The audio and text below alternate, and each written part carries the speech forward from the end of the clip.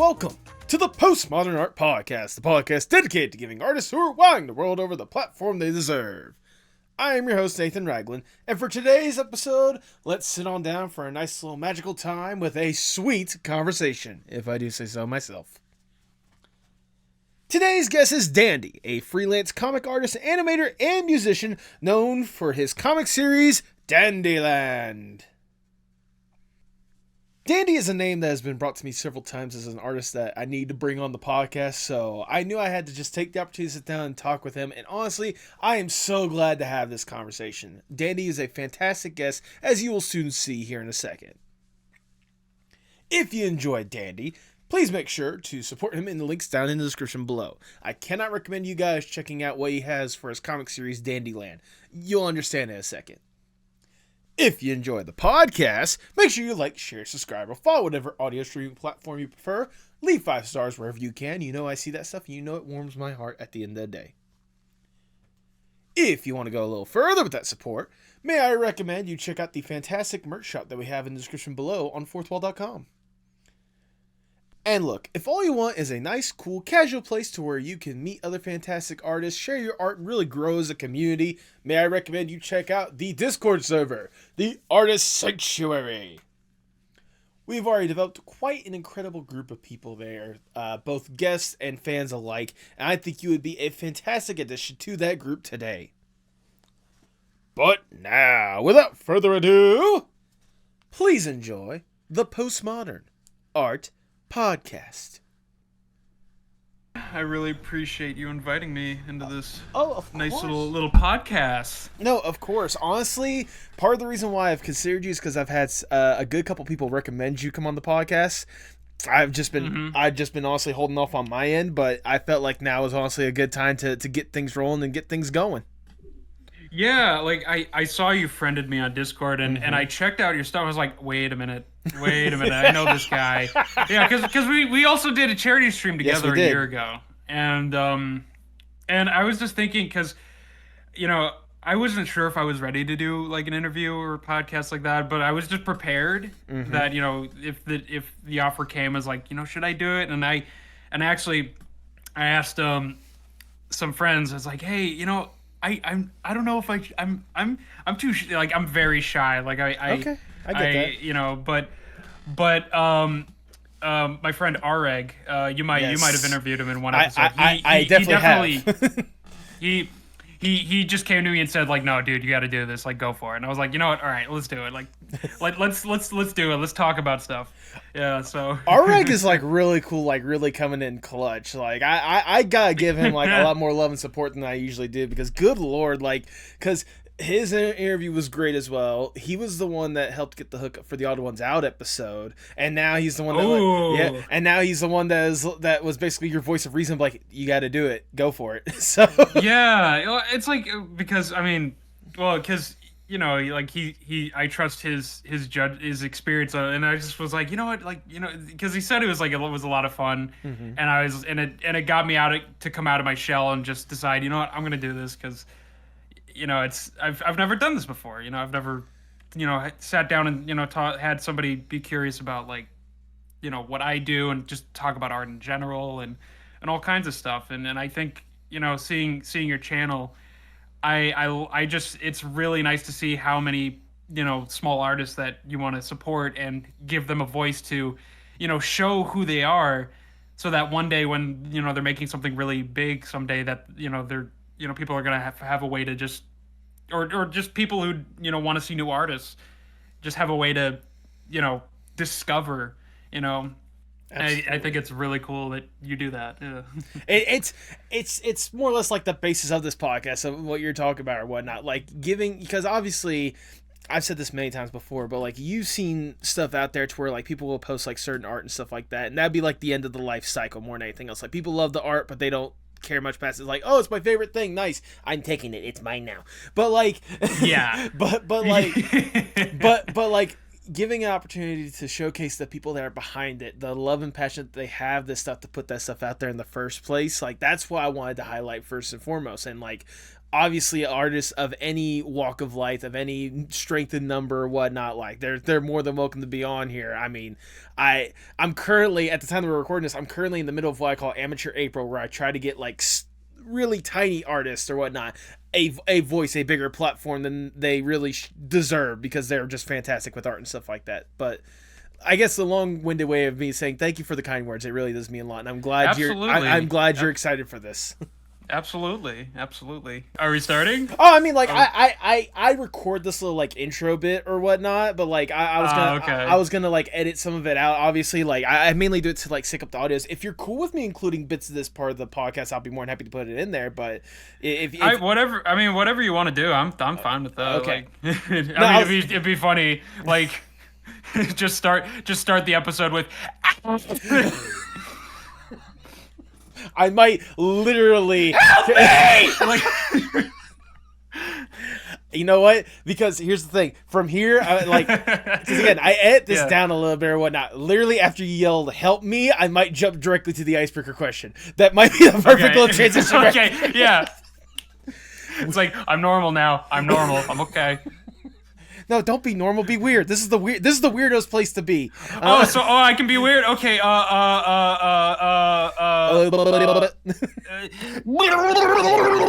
right, Dandy. Before we really get going, I must ask the icebreaker question of the podcast, if I may. Let's say you get to go to a deserted island on your own accord. It's just you alone with your thoughts. You get to kick back, relax, breathe, truly enjoy yourself for a little bit. With accommodations, you're not stranded. It's like your own personal Airbnb paradise off in the distance. To make sure you don't go further insane on this island, you can bring one piece of media or one piece of art with you to help with whatever kind of headspace you want on this island. If given this opportunity, what would that one piece be? Okay. It's an interesting question. So as in art, do you mean like an art form for, like let's say if I bring, my tablet, or is it more so like is that what you mean? Just kind of like, just have my tablet to draw, or just like a canvas, or something like that. Whatever you consider it within the realm of art or media or whatnot. So whether it be like, your tablet or a canvas or a notebook, or if you want to bring like a movie or a TV show or a video game or whatnot, like any of that is within the realm of possibilities. I'm very loose with my rules. Don't worry. I'll give you two answers. Ooh. On if I had to pick either one. So like, I guess when it comes to art, I would love to bring, either a sketchbook, mm-hmm. or my drawing tablet, because, with a sketchbook, I've always, I've never been that much of a traditional artist. Okay. But if I were stranded on an island, it would give me more of an opportunity to start, breaking out of my comfort zone and in digital art, and try to, do more sketches. And then for the tablet, of course, like that, it's just an easier way to just, continue drawing. But I guess like the one issue is that like, I always like to share my work, because I always like to see, people's thoughts about, right. what I need to improve, and just, how good, just kind of see, people's reactions, because it kind of motivates me more to make more content. But I think honestly the sketchbook would be more better, because I think it's just more of a way of self-improvement, as I'm stuck on an island and got nothing but my own thoughts. I mean, like I said, it has the accommodation. So like, we'll give you internet access. It won't be great internet access, but we'll give you some internet access so you can get that feedback you're looking for. Yeah. Yeah, no, that's a good point. So I guess for media, it's an interesting question. Mm-hmm. Is that so like one show or movie would like it, I can't have multiple, just to specify? Or I mean, it depends on what you want, because like I said, it could be the entirety of a series, or it could be like a entirety of a movie run or whatnot. So like like the Star Wars trilogy or something like that. The Star Wars trilogy. Okay. So, Because again, I'm very loose with my rules. I'm not a hard person to please when it comes to this question. No, for sure. But I always, it's kind of like Would You Rather, where some people have to ask more questions in order to get like the right decision. Is the kind of thing for me. Is like I just like to answer. Like I like to have more specifications, Okay. so that I know which one I would want to pick. But honestly, I guess for like media, it would have to be just, you know, I would love to have the all the Pixar movies with me, Ooh, because okay. I love, I used to be really into Pixar films. Like honestly, it's just kind of been one of the big things that I really have found inspiration of as an artist, is because it's just, I don't know, like I think it would just keep I having that kind of media, or even like any other kind of media, if I were, like it could be like, the Studio Ghibli series, um because that's also another good choice. It's Mhm. just like, having a collection of different stories that, I've enjoyed as a kid. Just having something to watch, just to keep, my creative fuels, you know filled up, and have some kind of way to just, remember that, you have inspiration right in front of you to, to enjoy. And I mean, when it comes to art, like there's a lot of other ways, like I can create art while I'm like on my own in this imaginary island with Airbnb Yep. and really bad internet, but I think it's like, I think it's, if, I'm gonna that's gonna probably be my answer, is just I would bring media, because that's what keeps, even if I'm not gonna be drawing for weeks on end, years, having something to look at is what will keep me um intact with my passion as an artist.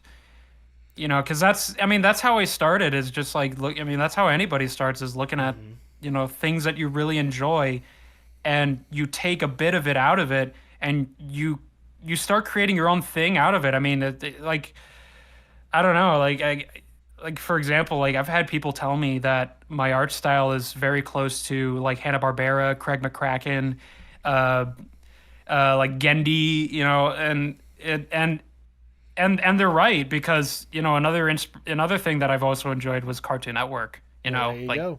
all the classics. So yeah, that's probably my answer. Is just that it would just be that kind of media. Is just, Pixar movies specifically. I mean, Yeah. especially with the wide range of Pixar movies that there are. I mean, like you'd be satisfied for ages just rewatching that kind of stuff. I am gonna do this just for the fun of it. Obviously, the answer is Mm. the Pixar collection or whatnot. But if you had to pick just one Pixar film, what would be the one you'd have to bring? Ooh. Because Mm. because I have I thought about this question. I have three that I would choose between. Okay. I would Mm. I would say I would either choose Monsters Inc. Nice. Just because the first two are more nostalgia, and the third one just because of how beautiful it is. The first two, it's either Monsters Inc. or The Incredibles, just because of like the art that I presented. The characters are amazing and whatnot. It brings a sense of nostalgia for me. The third one would actually be Soul, the one that came out a few years ago or whatnot. Yeah, that's Just a good one. just because of like how gorgeous of a film that is, more than anything else. Hmm. I Okay, I want to do this. Like I'll pick I'll answer which one I'll pick, like the only one, but I want to also kind of narrow it down to three. Is Okay. Yeah, I love The Incredibles, Hmm. because I love I love everything that went into that movie. The realism in the storytelling, the action, and of course, like the designs. I like the designs are spectacular. Absolutely. There's just, and I think it's just like the reason why that movie was so good is because Brad Bird wanted to break away from, like child audience, and give it a more broader, spectrum for, adults and kids to Yeah. enjoy at the same time. It really made it that good, because it wasn't afraid to, you know be scary for a little bit, and show, the dangers of being a superhero, especially that one scene where like Helen Parr is telling her kids like, hey, you're gonna deal with these bad guys. They're not like these bad guys in the TV shows that you watch. They're going to kill you. Like, and she, and it's just like, wow, if Disney had control of that movie, they probably wouldn't put that scene in. But it's like it's a very important scene because they're in a situation where they have to understand that this is scary. You don't want to deal with that. So yeah, The Incredibles would be good. Um, you know, I guess like shoot, because there's so many good ones. Like Monsters Inc. is a good one. Yep. Like because that one is funny. That one is like a great. Honestly, Monsters Inc. You know what? I'm just gonna do Monsters Inc. because There you go. that's the second one because that storytelling was really really good. The dynamic between Mike and Sully is hilarious, and of course like just the emotion in the story is so heartwarming and like the ending always makes me cry. It's so perfect. I of a mean, movie why? for- How can it not? Like, especially just the, Yeah. yeah, yes. how can it? Because I mean, it's just oh my god, I love it so much. And I guess for the last one, I guess for the personal level, I mean, Toy Story is also good, but I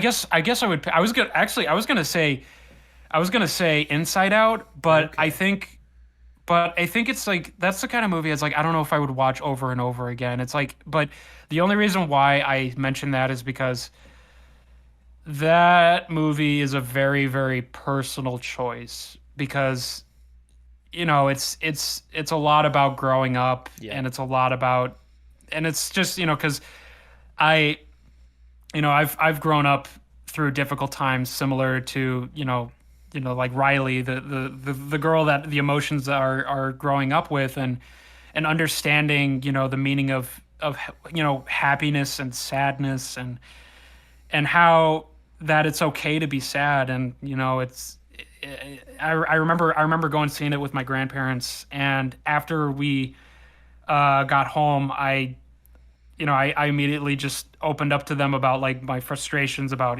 like personal things, and they just like I've never cried so hard that like we basically reenacted the same ending in Inside Out, and it just that movie means a lot to me for a personal reason. Right. And honestly, it's like I wish I could put that in as a fourth, but I can't. So unfortunately, I'm going to have to not put that there because if I'm gonna watch it over and over and over again, it's probably not a good idea. It's gonna emotionally I don't wreck want you. to. Yeah, I don't, and well, also it's like I don't want to lose that emotion because Right. because if you keep watching it, you're gonna get used to it. And it's like okay, I get it, but no, it's like it's just I think it's something that it's the kind of movie that you can only watch occasionally, like something that you watch every 3 years because it's almost like a tradition, like a holiday. But if it's something you can watch every single day, then I mean, some people can, but to me, it's like I think it's just a lot more important that I watch it every, full moon or something like that. But Yeah. I mean, but for the yeah, sorry, no, I'm going to go off on this slight little tangent or whatnot. That's why I think a lot of people like, if you talk about some of the people's like favorite films or whatnot, I think at least for me, it's more important to know that like if you've only watched a film like maybe a handful of times, like once or twice, as compared to someone that's watched the same film over and over and over and over again or whatnot, that shows the impact of that film more than anything else. Because at least with the handful of times or whatnot, it left so much of an impact that you don't want to like analyze every single aspect of it and have it ruin in your mind. Like for example, for example, my favorite, ironically, so my favorite film is Whiplash. I don't know if you ever seen that film, the one with J.K. Simmons and Miles Teller. Oh yeah. Were you I've, rushing? I've actually, funny enough, I've only seen clips of it. I still need to see the movie all the way through. But I know how it ends, and I know the whole theme of the story. It's a really interesting story, and it's really tragic too. So, but continue. Yeah, I was gonna say like it's a really good film. It's my absolute favorite. I've only seen it like twice because I don't want to like analyze every single aspect of that film because I know Yeah. how good it is and how impactful the message it was trying to get across. Mm-hmm. So, but anyways, your third option. My third option would have to be Toy Story. Honestly, that's fair. It That's would have fair. to be Toy Story. We Because- wouldn't be yeah. here without it.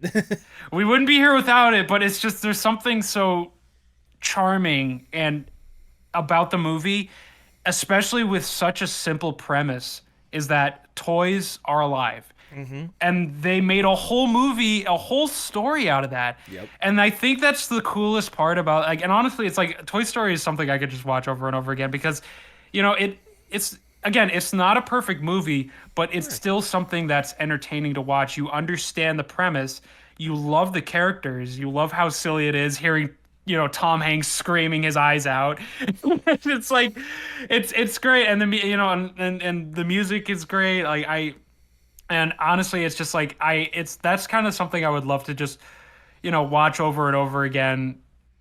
And yeah, I know it's good. Actually, dang it! Oh, I just realized. All right, You can take that one back. I'm gonna probably take that one back because I actually just remembered now. Okay, I'm gonna swap Toy Story with Ratatouille There we go. Okay. because I would always watch it as a kid, and I would always eat like twisted Kraft macaroni and cheese, thinking I'm eating exquisite food. And, like I would do that all the time, because I it's just get like that. because oh my god, that movie is so it's so comfy. It is. because of how good the food and the story, and also like oh my god, it's a whole story about a rat having a passion Yes. for cooking, and that is such a relatable thing to, you know, to feel like, you know, I relate so much to Remy's plight of wanting to, you know, he wants to make an impact in the world. He wants to leave something behind when he's gone, and all he wants to do is just cook. I mean, like, and the story just keeps going and going, even if he's done it. But it's just like there's still so much that goes on in the film, and I love it. So yeah, okay, that's my three. There And you all go. right, and I already know my answer for one, and it's just gonna be Ratatouille. That's the There one you movie. go. That's the one movie. Okay, we did it. I think with that, I'll need to reiterate if that's the answer, because judging by that conversation, Yeah. you know what you're bringing on this island. With that, Yeah, sorry, go on. you're good. You're good. Go continue. With that, I cannot think of a better way to start the Postmodern Art Podcast. Welcome, everyone. I am your host, Aiden Ragland. Feel free to like, share, subscribe, or follow whatever audio streaming platform you prefer. You would look fantastic in the merch that we have at the merch shop, although this one will not be available by the time the episode comes out. But check the link in the description, fourthwall.com. And follow us on Twitter, Instagram, Blue Sky, and TikTok at PostmodArtPod for future updates and guest announcements, including today's guest. He is a freelance comic artist, animator, and musician known for his sensational fan art and his comic series Dandyland. Welcome to the podcast, Dandy! Woo! Hello, hi everybody. Hi, it's good to be here. Hello. First off, thank you for giving, I think, the first live, audience for applause for now. Oh yeah. There's so many soundboards on Discord. I was almost gonna come in like this. Look, let me tell you right now, I also have plenty of sound bites that I could go off of just scrolling through my random list right here or whatnot, like freaking. I mean, hey, it's kind of a radio podcast, so you got to have you're listening to Postmod Art FM at Postmod FM. Yes. Take that, depression. Oh man.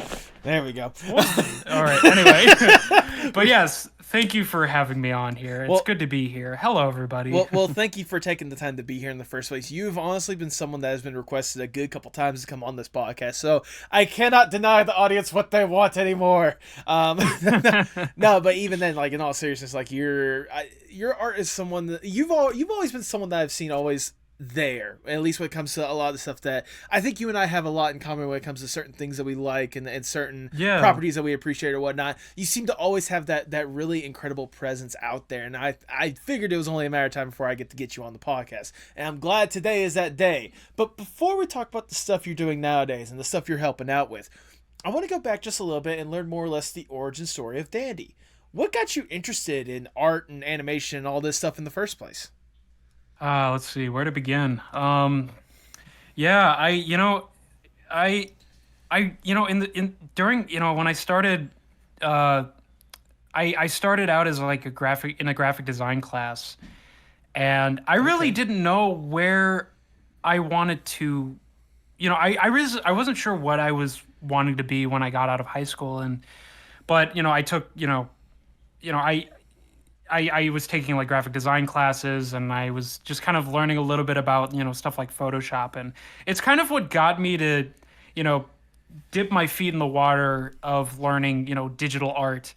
And, and then suddenly I was seeing, some other high school students drawing, um, you know, like their own art. And I think I saw somebody, draw this Adventure Time, like doodle, and I really liked it so much that I wanted to do something similar to what he was doing. But um, I I also had a hard time just kind of learning on my own, so I had to just take my time with it. But eventually, I set it aside, and I started to just focus on, making music for a little bit. Because Okay.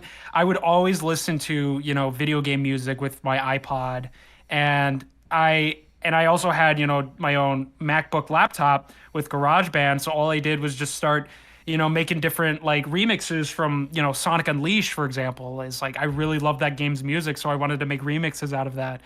And so that was my focus for a couple years. And then when I started going to college and to continue, my pursuit as, and learning, art and design, um, I I started seeing, different students, doing their own art. And of course, uh, all these new shows on Cartoon Network were coming out, like Steven Universe, Hmm. that got me really, really inspired to start drawing. And I, I started making my own kind of fan characters. And they like, and of course, like when I was starting, like my doodles were just like ugh, like they were not good. But I mean, that's how every artist starts. And of course, Yeah, like then I started every learning artist has to start Tumblr. Yeah, somewhere. yeah, and then I started learning Tumblr, and I It's just discovered all downhill that. from that. No, I'm joking. Yeah, it's no, no, you're right, because it's all down here from here. But no, like I saw Tumblr, was growing, and there was our communities all around. Hmm. I and me making the dumb decision of thinking I don't need a job, I can do commissions. And so that, that's what I did. Is I started giving, art commissions a try. And uh they weren't as good because, like, again, my art was very, very sloppy. Hmm. Uh but as time went on, because I I started to just continue practicing my work with through my classes. And and I also took like some animation classes too, Okay. because this was around the time I was still trying to figure out who I wanted to be in, in the future. Like, what career did I want? Because funny enough, originally I was gonna major in game development because I loved Ooh. video games so much. But then when I saw that there was uh coding involved, I was like, no, I'm not doing that. I am not a math genius. No, I'm not a I, mathematic guy. I was I like, just no, no, no, no. I just gotta say I love like the parallels to that, because there was at one point, it wasn't in college, it was like middle school or high school or whatnot, to where I was thinking the Yeah. same thing. Because I was a person that was always playing video games growing up, so I thought, okay, I definitely want to do this, and then I realized the math aspect of it. I'm like, Yeah, but that's what got me. But that's the thing. That's what got me to start like narrowing down specifically what I wanted to do. Because right. another thing too is like I was also taking voice acting classes. I was like doing a bunch Okay. of different things, like and I and it as I got through most of college, I was starting to, and I was still taking commissions and, just like whatever I could do to just keep my income afloat. But basically I started just thinking, okay, I want to work in the animation industry, but I'm very impatient with my animation. Like Right. I can't take the time to animate, because it's a lot of work. It can still be done, but it's just, it takes a lot of time to get that done. So that's probably not going to be in the cards for me to be an animator. There is storyboarding. It's a little bit like animating, but you do more of just the sketching aspects. But it also requires you to learn things like film theory, perspective, all kinds of stuff. So it's like, okay, maybe that could work. And then there is also, like music composition. It's like, okay, well, maybe I could, just get a job as like, designing, like flyers for like a company, but like I can still make music during the time. Maybe I can start like making, music for video games someday because because I can't code, so I could, maybe I could do that. But then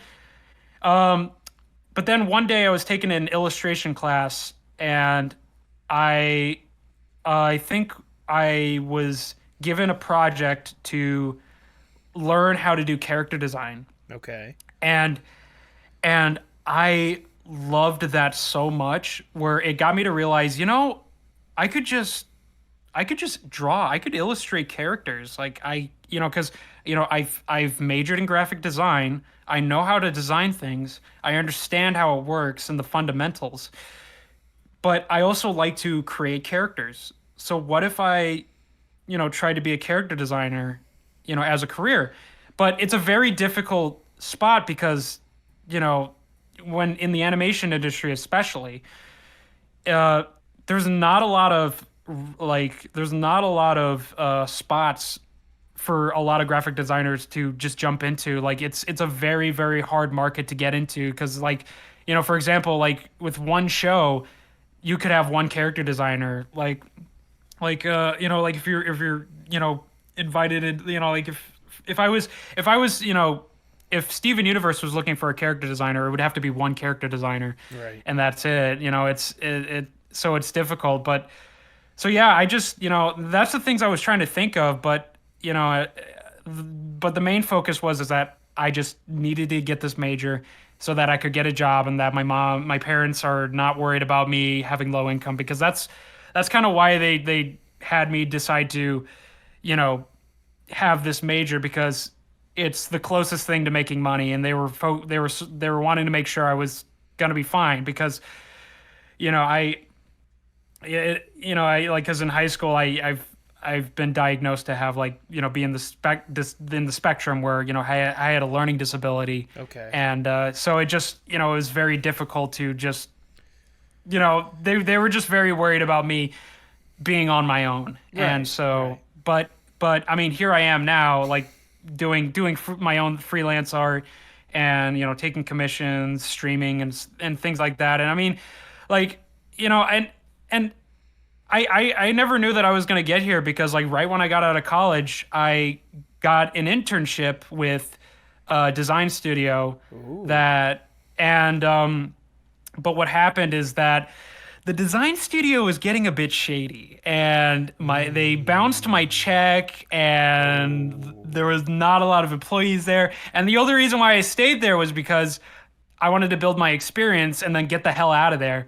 Um, but then COVID hit, and then and I got laid off. And then pretty much at that point in my life, I was kind of sitting alone in my apartment, and I'm thinking, you know what? Screw it. I'm just gonna try freelancing for a while. And so, because that's what I was doing even during college, is, just taking commissions. And so I just kept on doing that, and I kept on, understanding, more about myself and what I wanted to make as an artist. And of course, like, this was around the time, like, I started, I created Dandy because, I wanted to, the character is, I wanted to make like a mascot, because I saw a lot of other artists make their own little mascots for Right. their accounts. And Dandy, he started out as this inspiration of like, a mixture of like the warden from Super Jail and Black Hat, and but so like in his in when I designed him at first, he was just like a really crappy stick figure that with like a really creepy face, and because I was like, oh, like everybody's making all these like edgy, like sinister characters, and I wanted to do one because I think it's cool. I guess I was just trying to follow the what draws people in, no pun intended, that of of like just creating a character that people will get attention to. But as time went on, I just like I kept on developing his look more. I gave him a purple suit. I changed his hat to purple and green. I made him a little shorter. I gave him a more friendlier face, and as time went on, I was just looking at him and I was thinking, I want to make, I want to make, I want to make more characters around this guy. And so, when Mario Odyssey came out, do you remember the Brutals, those rabbits? Yes. Like so those characters have become the cornerstone of Dandy and his siblings, the like Dandy, Daisy, Dopey, and Dumpy.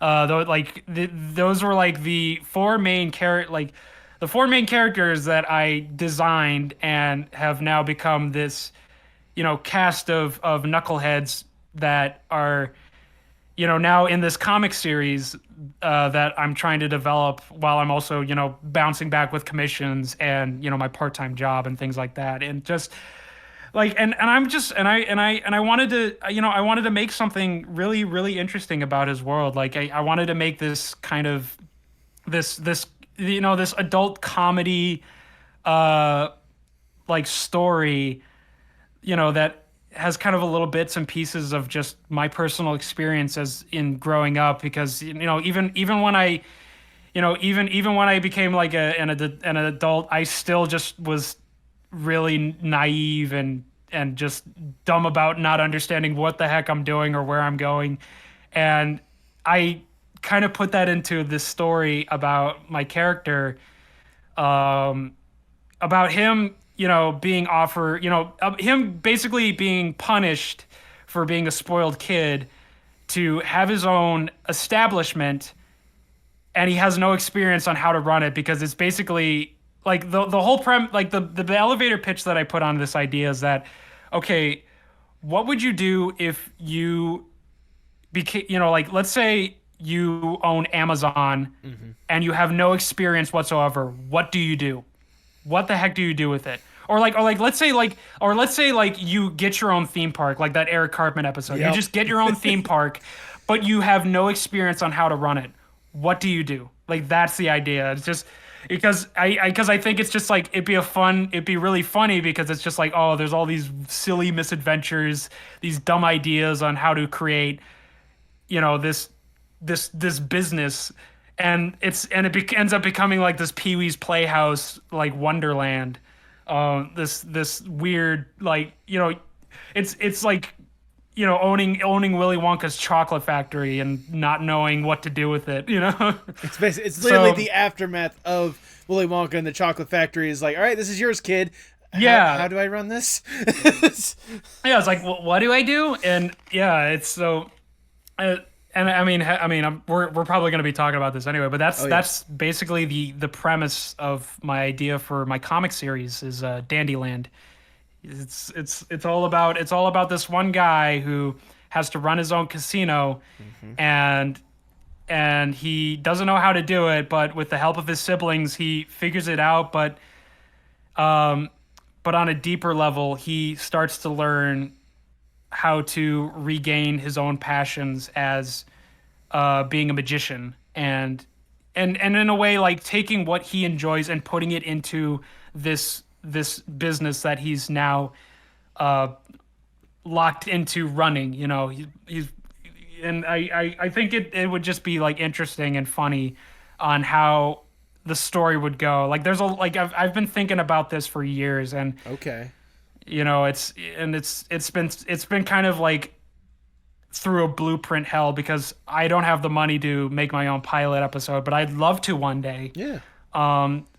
and so the only way I can do it is just by drawing the characters, creating little comics of what they're doing and the settings, adding new characters to it and seeing how they would fit in the universe, and also like even doing just kind of fun little collaborative fan arts with friends, because one thing that I always have fun doing is drawing my characters with other characters and seeing how they react or how they interact with each other is always kind of a fun thing to do, because which is also kind of what inspired me to build, expand the universe of this world that I'm making, is seeing how other characters that I enjoy fit in that spectrum. It's kind of like OKKO, that kind of universe. Yeah, yes. We're like anybody can fit in, and I want that to work, because it's like, because again, like it's fun to see how other characters can fit in this universe.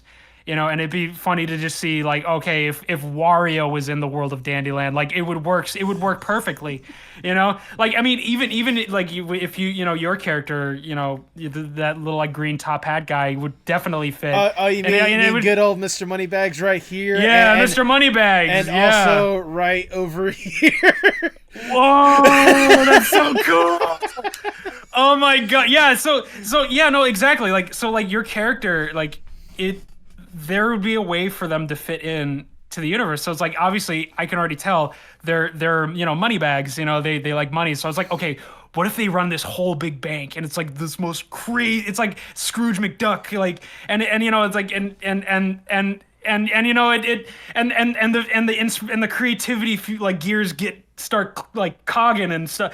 I don't know where I'm stammering, but basically you can see how excited I am when it comes to just thinking of ideas like that with friends. So it's just like, in a way, it's just kind of like I'm welcoming people into this world, and that's kind of one thing I want to do with this idea for this series, is that like anybody's character can fit in. It's just like, if as long as you can make it really super creative, like it works.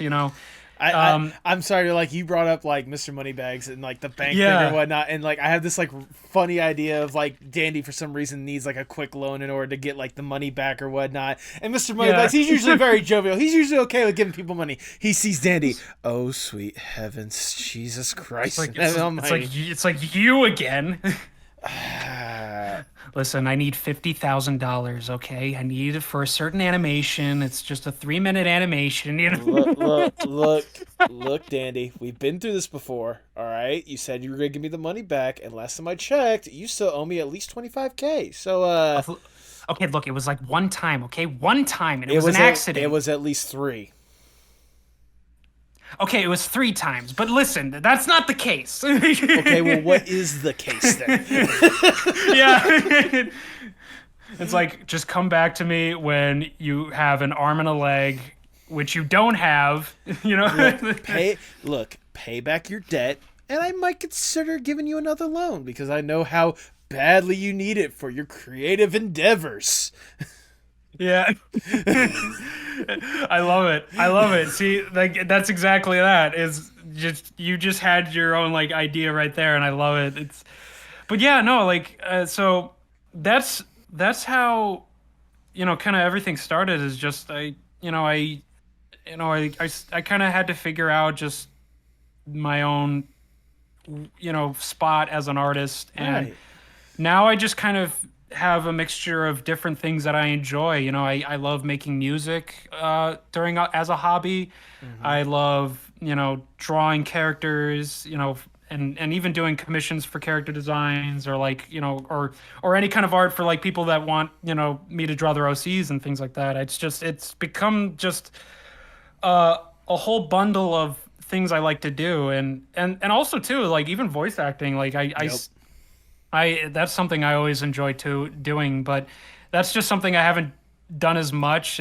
But I try to every now and then, like even with like my own animatics that I've made, I've taken the time to just start, even just like voicing my own character, and getting other people to join in and collaborate and, support other artists and voice actors, to work on such such a silly idea of just this marshmallow man. What people call Dandy now is this marshmallow man running a casino, and he's just like the dorkiest guy ever. It's just like you could imagine just this, like, oh, everybody thinks he's the big boss, but he's just this cute little silly knucklehead that just that likes to eat curry and get hugs from people. Like, it's just like he's charming, but he's dumb. Yeah, that's basically who he is.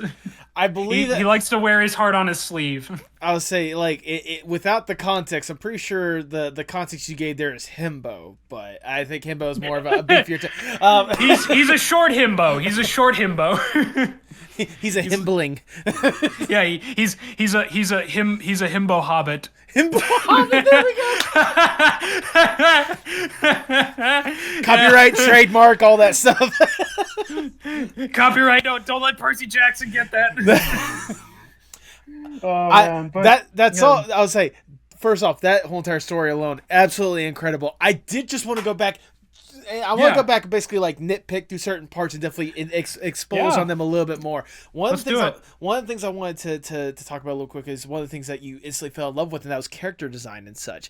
And I could tell immediately, I definitely had a love for that. Do you think you would attribute part of that to kind of like the way that you more or less grew up around media and stuff? Like you were talking about, like loving the characters from Pixar, like the Cartoon Network, especially at that era, having these amazing characters you can't help but love or whatnot. Do you think that may have had a hand in you absolutely loving the character design work that you would enjoy doing more of?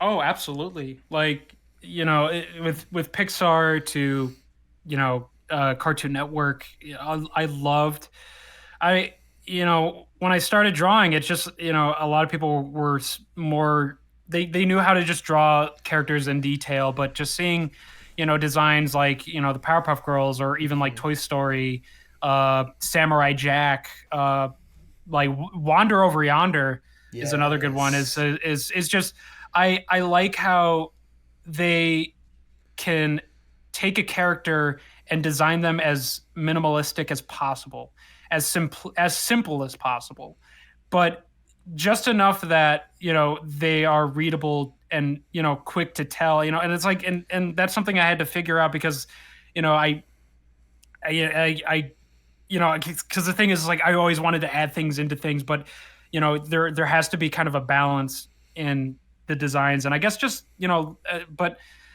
for Pixar especially, is just, I love how they are a lot more loose with their style when it comes to different movies that they make, like with I guess an example is like with Inside Out, they how they do shape language with each of the characters, and it gives, and that's it, like it's all just shapes, and they just take those shapes and create like joy, anger, fear, sadness, disgust, and it's all done with those shapes. And it's like, I love that so much that I took that inspiration to design my own characters, which is why, like, all the Dandy characters have their kind of own different shapes. Like, like with Dandy, he's a lot more like, like square shaped, a bit of triangularness, he's sharp, but he's not that sharp, but Right.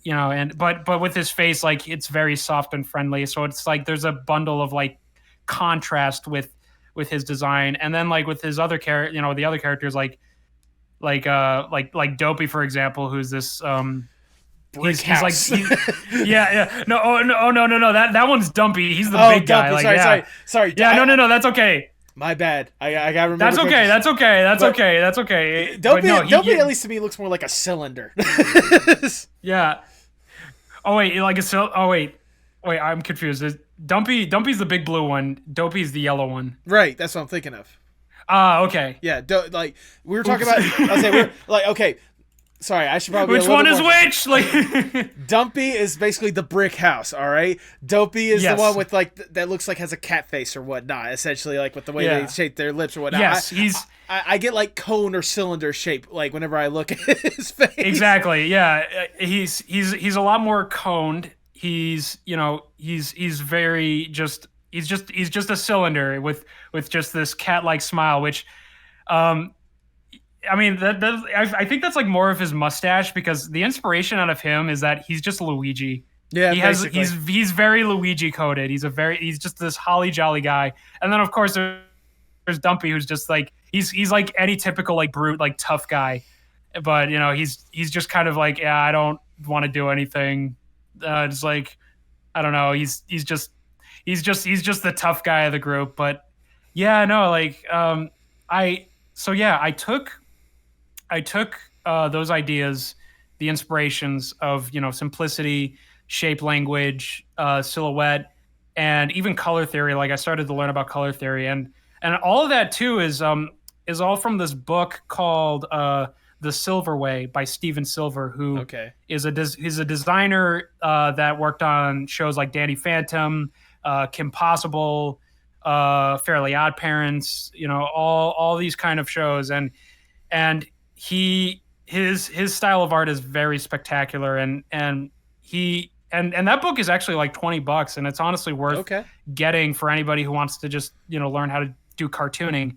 But yeah, no, it's just with that, you know, with Pixar and Cartoon Network, those shows I've grown up with, it's those have just kind of been, you know, the main inspirations of my art style as I go, and even then it's like I've grown to start having like you know, new different inspirations of, you know, designing characters. I mean, even, oh man, like now that I'm thinking about it, like even I love like the the art style for the like the official Mario art. Like I, what's his Yes. name? Like let me get his name out real quick. His name is uh let me see. Is that uh I'm gonna butcher his name, forgive me, but Shigeshia Shigehis wait, let's try again. Uh Shige I'll tell you what. Send me the name. I'll try to pronounce it so that it Yeah, looks yeah, good. yeah. It'll look better on you. I'll send you the name.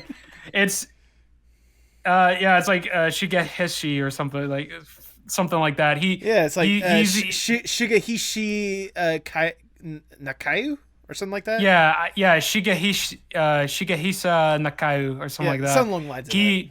He is the official artist for Super Mario, and I love I love that style so much because of just, you know, again, like with the simplicity, and also just how bold of a color, you know, how bold the colors are, even if it doesn't have any shading. It's just I love that style so much for, you know, it just looks fun and it pops like, and I want and I want to make something similar to that, is like I wanted it to pop. Hmm.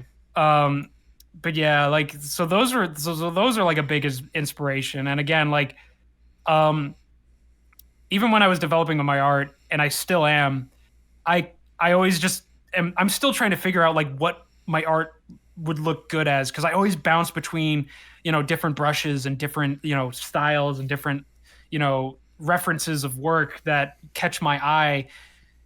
And I guess I could say like my art style is just very inconsistent. Like it can be simple, but it's just very inconsistent. You know, I tend to change it up a bit, because it's just like sometimes I look at something and I just think, I don't want to draw this. I don't think this will work today. Let me try this brush, and then it does that, and then the next day I'm like, no, I want to go back to this one, so I'm going to try that one instead. I just bounce on and off, so it's just like there's always something a little different. But I mean, again, like that's, I'm sure like in other people's perspectives, they probably don't see that. But like for me, it's always just kind of like which one works, you know? Like, so it's just, it shuffles around, you know? Yeah, I mean, Yeah. if nothing else, it'd be like it's you experimenting and expanding kind of your abilities as an artist, seeing what works, what doesn't, trying something new every single day, so that, you know, hey, or trying, you know, or really honing in on certain skills or improving on skills you may not have focused in on or whatnot. Like at the end of the day, Hmm. you're just trying to grow as an artist. So I mean, like, why not experiment with that different brush? Why not experiment with that different form of media? Why not perform that song in front of hundreds of people? You know? Yeah, absolutely. Just it's why not just do it, you know? Like Why not that's all get you got to do handed? is Why just do not it. get handed a casino and see what the fuck happens?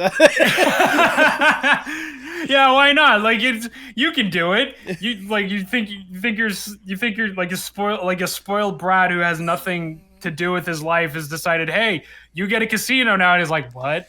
It's like, yeah, and guess what? If you mess it up, you're cut off, and you're not gonna get saved this time. Like it's. And that, ladies and gentlemen, is how we start talking about Dandyland, or at least continue talking about, because we've already expanded on a Yeah, good bit or whatnot. Like, yeah. So go for it. I was gonna say, like, talking about how you even developed in the first place, like, is absolutely like incredible. But like, I'm genuinely curious as well. Like, when did it for you like kind of like kick in for like this is something that I actually want to see come to fruition? Like, I want to make this thing a reality. You know, I think it's when it started out around like I think during the pandemic Mm-hmm. because all I had was like myself and I was watching a lot of and this was also like during the time like the indie animation industry was starting to kick in and Right. shows like Has Been Hotel and Monkey Wrench.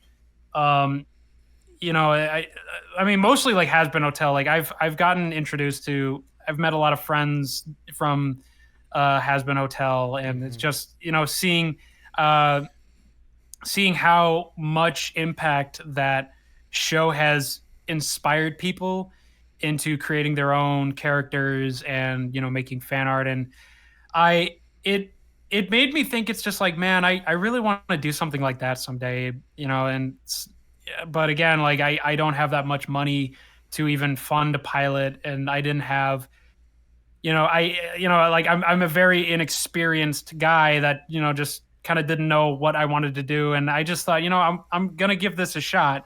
I'm gonna make these characters, and I'm just gonna take it step by step, and then when the time does come, I'll take it. I'll take it because, but I think what a lot of people kind of think of as like, oh, I instantly want to do this. I instantly want to just like save up money and start like getting a pilot together. But it's like, no, I wanted to because the thing too is that like as I was looking at all of these different indie shows, you know some are amazing and some like need work. Some people have criticisms on that, and it's like I was kind of like looking through and I'm just thinking, okay, I want to kind of study how to tell a story. I want to Right. study understanding. It's like I wanted to prepare my idea so that when the time comes when I do want to tell this story, I want to tell it. And so I just kept on thinking about like, okay, like what is this story about? What do I like? What is this message that I want to tell? How can I make it relate to people?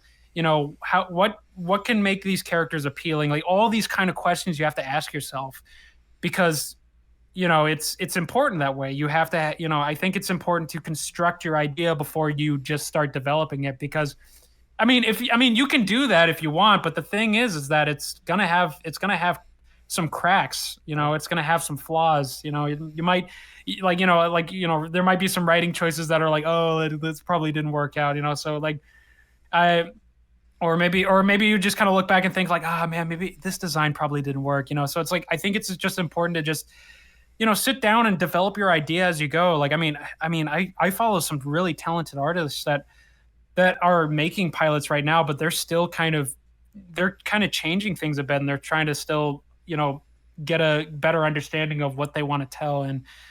Um and I guess like also too is like the one thing too is that I always thought about is like, okay, if Dandyland was going to be like have a season or like multiple seasons, it's like what should be the focus of each season? Because because one thing that a lot of people love is lore.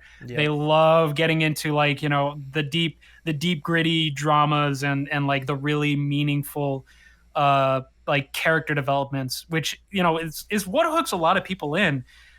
But I think it's just like if I wanted to make a show like that, I would like to put bit crumbs of it throughout Yeah. like the beginning of the season. Like I want the season to just be like focused on. I want like each season to have a theme. Like I want the first season to just be about, okay, Dandy's building his casino, and by the end of the season, like he's got like his whole. He's got like he's made a whole identity out of this casino. He adds like a theme park. He's hired employees that soon become like friends. he stumbles upon like rivalries, like different company villains. Because like one of the because like one of the ideas is like I wanted it to also be kind of a little commentary about like you know like businesses that make really bad decisions or like just kind of the toxicity of it. But I'm sure like if I pitched it to a studio, they probably wouldn't like that. So I understand.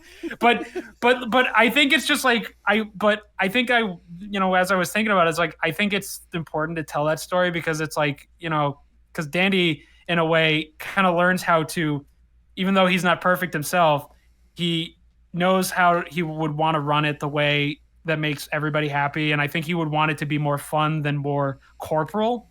Right. Which is why it's kind of like this like Willy Wonka wonderland inside. It's not just like a typical place to go and like hey there's some bunny girls, hey like gamble away. It's like no it's like there's a theme park. There's like I've made a joke where like he ran I've made this joke where like I learned that in Burbank there was like this really good curry house that got closed down, and I just and me and my friends joked about it. It's like, what if Dandy just randomly bought this curry house, like he bought the rights and he just puts it in Dandyland, and his sister's getting really mad at him. It's like, why would you do this? That's a lot of money. Like and it's like, what? It's a curry house. We got a curry house, like it's so silly things like that. So this is what the loan was for, the curry house. Yeah, okay. yeah.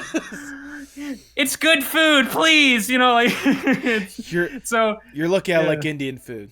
I'll take a plate, but I better not be paying because obviously the money's gonna have to go right back to me. Yeah, it's called circulation. Money circulates. It's called the economy. It's the world. But yeah, so I would want to construct the seasons to have their own themes. Like obviously the first season isn't simple. It's about the focus is just about developing the casino. It's about building a business. And then the second season is more about, maybe it starts getting more closer to like, okay, Dandy's origins. Like, okay, how did he become a spoiled brat? Like how did he get into this situation? What happened before the series started? And I've already made like comics that kind of delve deep into that origin story. Right. And obviously I've like introduced a really big antagonist that I've really really enjoyed designing, and honestly like oh my god, like I would love to see him animated someday. But like no, it's just like there's all these kind of characters that that have a connection to the family of Dandy, which is like because Dandy comes from his father is like a professional tycoon himself. Like he's a very successful tycoon. He is also like a very successful magician, and so he's kind of have a family of like different magicians. Like Daisy is more of like an illusionist. Dopey is more like Carrot Top, where he's more comedic with he loves music. He's just he's more like comedy. He's like a clown. And then there's like Dumpy, and I thought of him being more like Harry Houdini because it's a lot more physical. He does a lot more physical. He's a lot more physical tricks. But then I've also made the joke where it's like, what if he just randomly became a lawyer and it's just like completely out of the blue? Yeah, no, and I just think that'd be funny. It's just like if there was an episode where Dandy gets sued for something, which would be really funny. Like Dumpy becomes his like attorney, and he's just like, what the hell? Like, it's like, I never told. It's like you didn't tell me you're a lawyer, and he's like, I don't. It's like I like my privacy. I don't tell people about my life. Do I tell you about my life? Do I tell you about your life? Do I ask it? Like, look, you don't hear me prying about what goes on in your private life, do you? Yeah, exactly. And it's like, well, I mean, maybe, like stuff like that. But again, you can see that I've been thinking a lot about like, how like what would work with this? How funny would this be? How ridiculous would this be? But again, it's like of course, like with every creator, like there's always that importance of like, okay, what is this like we know what this show is about, but what is it really about? Right. Like for example, like Jaws. It's a very strange example to put in, but I think it's important because it's like a lot of people think, this movie is about a killer shark that's attacking a beach. But if you look deeper into the meaning of it, it's about a man who is facing his fear of the water. Right.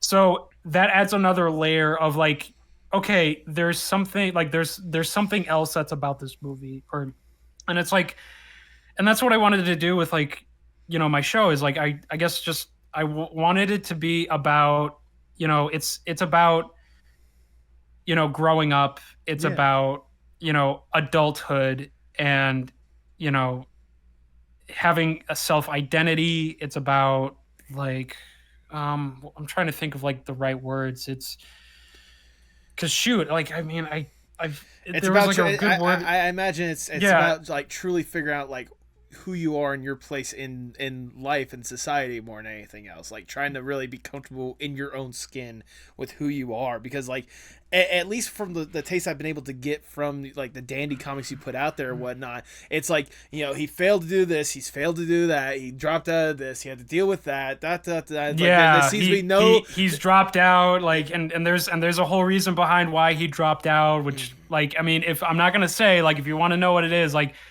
check out my comics, like, it's on my Twitter, like, on Linktree Yep. and stuff like that. But there is a reason to it, and it's right there, like, the answer is right there. But I mean, yeah, it's like, it's all about just, failures, and just Yeah. trying to figure yourself out in the world, and also just like, I think it's also just about, just being yourself, and just not losing the kind of passion that you would want to enjoy, and also just, I don't know, like, there's just a lot of, like, meaning to it, and it's honestly, it's just a lot, and a lot of it just comes from, like, just my own personal life experiences, like, like, Right. I've been, like, again, I've been very naive, I've been very gullible about, like, trusting people, I've been dumb about understanding, like, what this is, like, like, not being mindful about, like, responsibilities, and it's just like, and but, it's, again, like, I've grown up to learn so much now that it's like, that's kind of what it is. It's about just growing up, and and figuring yourself out as a person, no matter what it could be, whether it be an artist, whether it be a writer, voice actor, a cook. It's, it's all the same story. It's, you're you're getting out of this comfort zone, and you meet all these new wonderful people, and sometimes you meet the wrong people, and, like, but sometimes meeting the wrong people would lead you to meet the right people, and Right. it's like, it's a journey, it's like a whole life experience. But yeah, like, that's kind of what the show is about. But like, in a deep level, but on, like, a broader spectrum of it, is like, I want it to be, like, fun, I want it to be, like, an Yeah. adventure, I want it to be funny, like, I don't want to lose that part, because it's like, that's because, again, another big inspiration of Dandyland was Wario. I loved Wario. Like, oh my god, like, one of the biggest games I've always loved, and it's the really weirdest one in the entire world, is Wario World. Okay. I That was, like, my very first like, Wario game to ever play, but I loved it so much because, aside from, like, running around and beating the crap out of all these enemies, it was just like, I loved how strange it was. I loved the unconventionalism, and the eeriness of just, like, all these strange characters, and I just thought, like, even during my early development of creating Dandy as a character, I just thought, and Dandy and, like, his siblings, I just thought, like, oh, what if they were thieves? Like, what if they went out and stole treasure? Like, like these wacky magicians, like, stealing stuff. But then, and then when I was starting to develop Dandelion, I was thinking, it's like, oh, well, what if that was, like, a weird idea, where the way he gets his income is he goes out and collects treasure. It's kind of like a DuckTales kind of thing.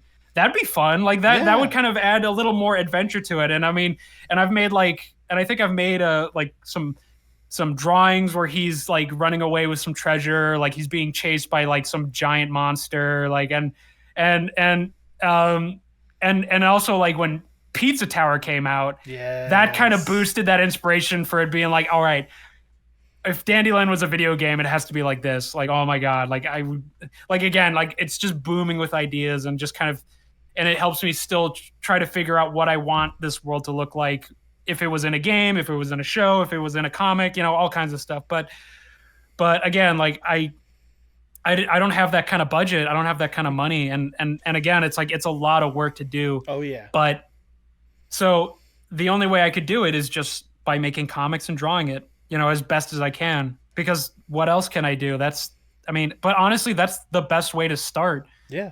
The creator of OKKO has told people like the best way to start creating your own series is just by making comics. Just make a comic. We Bear Bears was a web comic, Yeah. and now it's a TV show.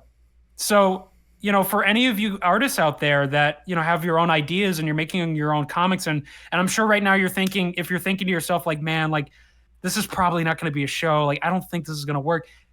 Don't worry about that. Like, you might think about that sometimes, but just keep drawing, keep making what you're making.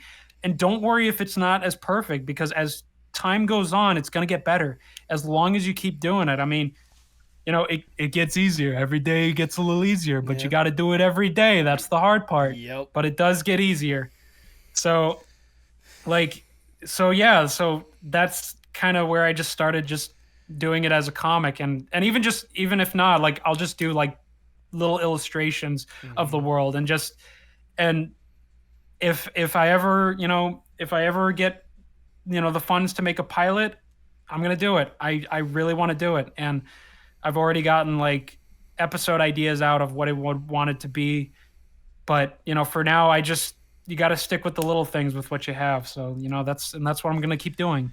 Absolutely. I mean, even then, with what little bit you have been able to present out there, with the different web comics, with the world you fleshed out with the characters you put on full display, like, you've got something incredible, like, right there, ready to be unleashed. And I don't think any of us are really ready what you have unleashed. Like, I made, before doing this podcast, I made sure to like go back through and like go through all the comics and stuff like that. And like, it's been a lot of fun going and exploring those worlds or whatnot. I'm so glad. I was gonna say, like, I like just the comics alone, like my two favorite ones, like one of them is for a silly reason, and one of them is just because the message that I had behind it. The silly one is Coping. I fucking love that little comic or whatnot. Like the number two of just like, hey, where's Dandy? And you just see the like flashing lights. Oh yeah, yeah. The day he gets he's basically coping and listening to just anime music and blasting it as loud as he can because he's having any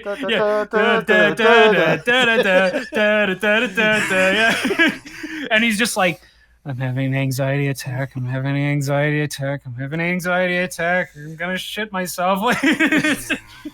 And then, there was that one, and then I'm forgetting on what the name is off the top of my head, but it's the one where we see Dumpy, like it's like right, like the Dumpy and the Bunny Girl one, basically. Like yes, that's I believe that was, what was it called? It was the.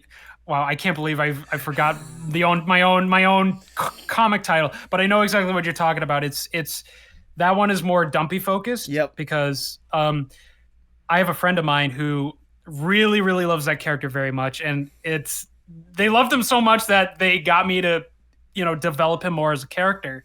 Oh. And they made their and actually that's their OC. Okay. And I love the design so much that they were kind enough to say like, yeah, like, draw them. And I was like, I'm going to figure out how to put them in the world. And so I thought, what if Dumpy had, was kind of a loner as a kid, because he kind of looks like a bully, but he's also just, he didn't grow up to have as many friends. Right. But he met this one girl that, was also an outcast herself.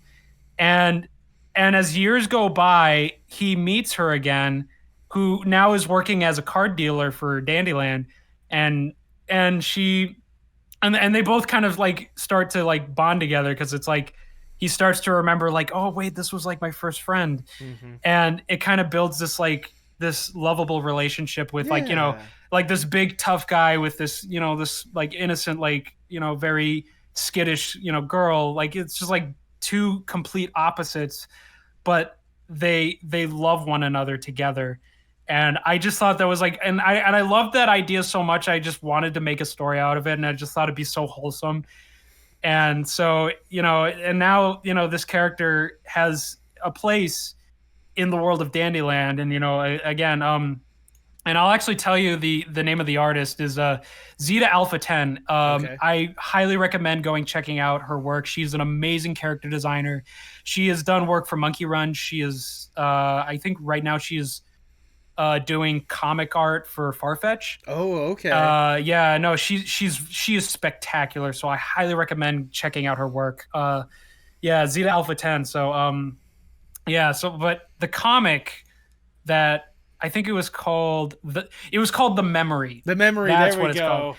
Yeah. So okay, and all right. So that's another thing about how I title my comics is because like of how Wander Over Yonder titles their episodes, I wanted to title the comics with starting with the word the. Mm-hmm. So there's like the prologue, the basics, the memory, Yep. and then I think the last one is The Faker. Or something the like oh yeah, no that one no I think the other one was called Imperfect, which is the origin. There you go. But the Faker one, okay, so the Faker one, that one was just like a little fun like conceptual idea of just because I was watching like speed runs of Sonic Adventure 2, Right. and then I saw the scene of the I found you, Faker, and I just thought, okay, what if my character and this villain stumbled upon each other and they did that kind of same like back and forth, and I actually got a voice actor to help dub the comic with me. Yep. I believe he's called they're called Gangelman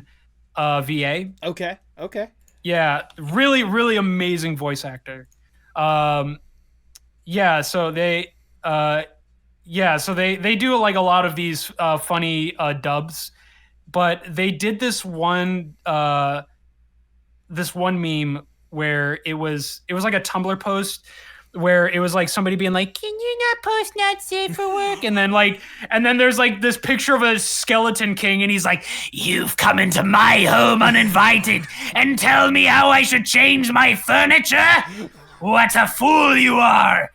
And it's like, "Skeleton Divine Death Blast," and it just and I loved that take so much. I contacted them and said, "Hey, I have this character. I have this really scary character. I actually, you know what? I just made it. I just made like a little animatic with that line, and then after a while, I then DM'd them saying, "I need your voice for this comic dub. I need and they were so in. I commissioned them. They were so on boat with the idea that we had fun with it, and yeah, no, like it's just like I loved doing that little comic dub so much, which actually has gotten me to think, I want to kind of start doing more comic dubs. Like, Right. And I just got to figure out like, how to make it work, because I also want to be very efficient with getting things done as quickly as possible. But with comics, it takes a lot of time. Yeah. But yeah, no, it's just like, oh my gosh, yeah. That's most of the comics that I've gotten out, and I think, and soon there'll be more coming out as much as I can make it, get it out as best I can. Right. Aside from like doing commissions and things like that, like I will take time to just keep on developing, more ideas of and expand the world of Dandyland. Like I want to introduce like new villain characters. I want to introduce like another like main antagonist. And I do want to also flesh out more of, Dandy's siblings. Like, for example, like I really want to expand more of like Daisy because she's basically the one that's having to monitor Dandy for his, incompetence, because the only reason why the only reason why she is doing that, the only reason why they're all like, helping him out with his casinos, because I mean, for Daisy especially, is that this is his brother, and she's just really sad at seeing how much he's thrown his life away right when he's about to be, right when he's, about to go to, college, only to get dropped out, and she doesn't understand why, because and like nobody knows why except for Dandy, and then that comic, like you know why. And I mean, I can just like explain it basically as that he was basically told that he's not doing like He's what not doing he's the- being. He's not doing magic. Like he Sorry, I was gonna say, like, 'cause I saw that, at least the Imperfect comic or whatnot, and basically like he's doing magic, but not the way he's supposed to, like not the way that they teach or whatnot. He's developing his own kind. Yes, he's very unconventional with his style of magic. Like for example, like how somebody would do like Firaga, like a fire spell. Mm-hmm. It's like blasting a fire out of his magic wand. But for Dandy, he can't really do that. So what he would do is just he tries to be he's like, wait, let me try this, and he takes his magic wand, he pretends to like light it like a lighter, and then kind of a light comes out of the tip of the mat, and he lights a candle, and it's like, okay, well that kind of works, but that's not exactly how we do it here. And it's like, well, but I did it, and it's like, yes, but that's not the traditional way. You have to learn the traditional way, but he can't because like he probably just has a hard time understanding it. And so he tries to work around it. So and that's kind of what made me develop the idea of like, okay, so his style of magic is a lot more like the Green Lantern, for example. Like he Okay. takes his wand and it comes to form of like any kind of light base. Like it could be anything. It could be a gun, it could be a hammer, it could be a giant fist. It's kind of like, in a way, his mat. And there's a ambulance Yeah, I heard siren. Yeah. that. I Somebody died. Cut, cut, cut, cut. Beep. cut, I live near a hospital, people. Okay. So, which is also a good thing, because if anything happens to me, it's just a 10-minute walk. But anyway, anyway, cut. All right. So Cut. anyway, so yeah, no. So with Dandy's abilities is like his style of magic is where he's trying to be more imaginative with his style, but it's not like a typical way like a wizard would learn it. Right. And so the main like principal, like the Dumbledore of this magic academy, Nimbus Stratosphere is his name. Sir Nimbus Stratosphere. He's like a warlock. He knows he's kind of like this ambassador of magical traditions in the world of Dandyland, because like and he is much more of a perfectionist, and he has his own reasons to why he wants people to keep doing magic the way he wants to see it, the way it should be. Right. And when he sees Dandy do it, he gets a little worried because of how unconventional he is, that something wrong might happen. Like he might, like for example, like let's say somebody does something completely out of the ordinary with magic, but then they get really chaotic with it, and it causes a major, I don't know, like maybe he does something really bad with it, So I don't know. Again, like this is kind of like a plot point that I still need to figure out, because it's like, yeah, of course, it's like, okay, why is he worried that something bad might happen? It's like that's something I got to think about too. But it's like, but the only reason why I kind of put this story together is because I think it adds to Dandy's plight of why he doesn't really believe in himself that much, and why he in what he's what he tells his family, that he quote unquote dropped out because he basically was told by Nimbus that, dude, you're not good enough. If I were you, I'd recommend you'd leave. And it's like, well, but it's like, what about like my dad? And it's like, well, your dad knew how to do it well, but not you. Sorry. And it really breaks him and kind of puts him into this sense of doubt. Right. And as time goes on, he eventually just is like, well, this is my rich life, so I might as well just live like it, and he just kind of lives his life away. He kind of does, it ends up becoming meaningless until the day, like, like even like his parents like try to get him to, go to another class. It doesn't work out. Go to this job. It doesn't work out. He's just completely passionless. And then eventually his dad's like, okay, this is my last attempt to help you. Congratulations, son. You got your own business to run. I'm like, what? And it's like, yeah. It's like, here's the deal.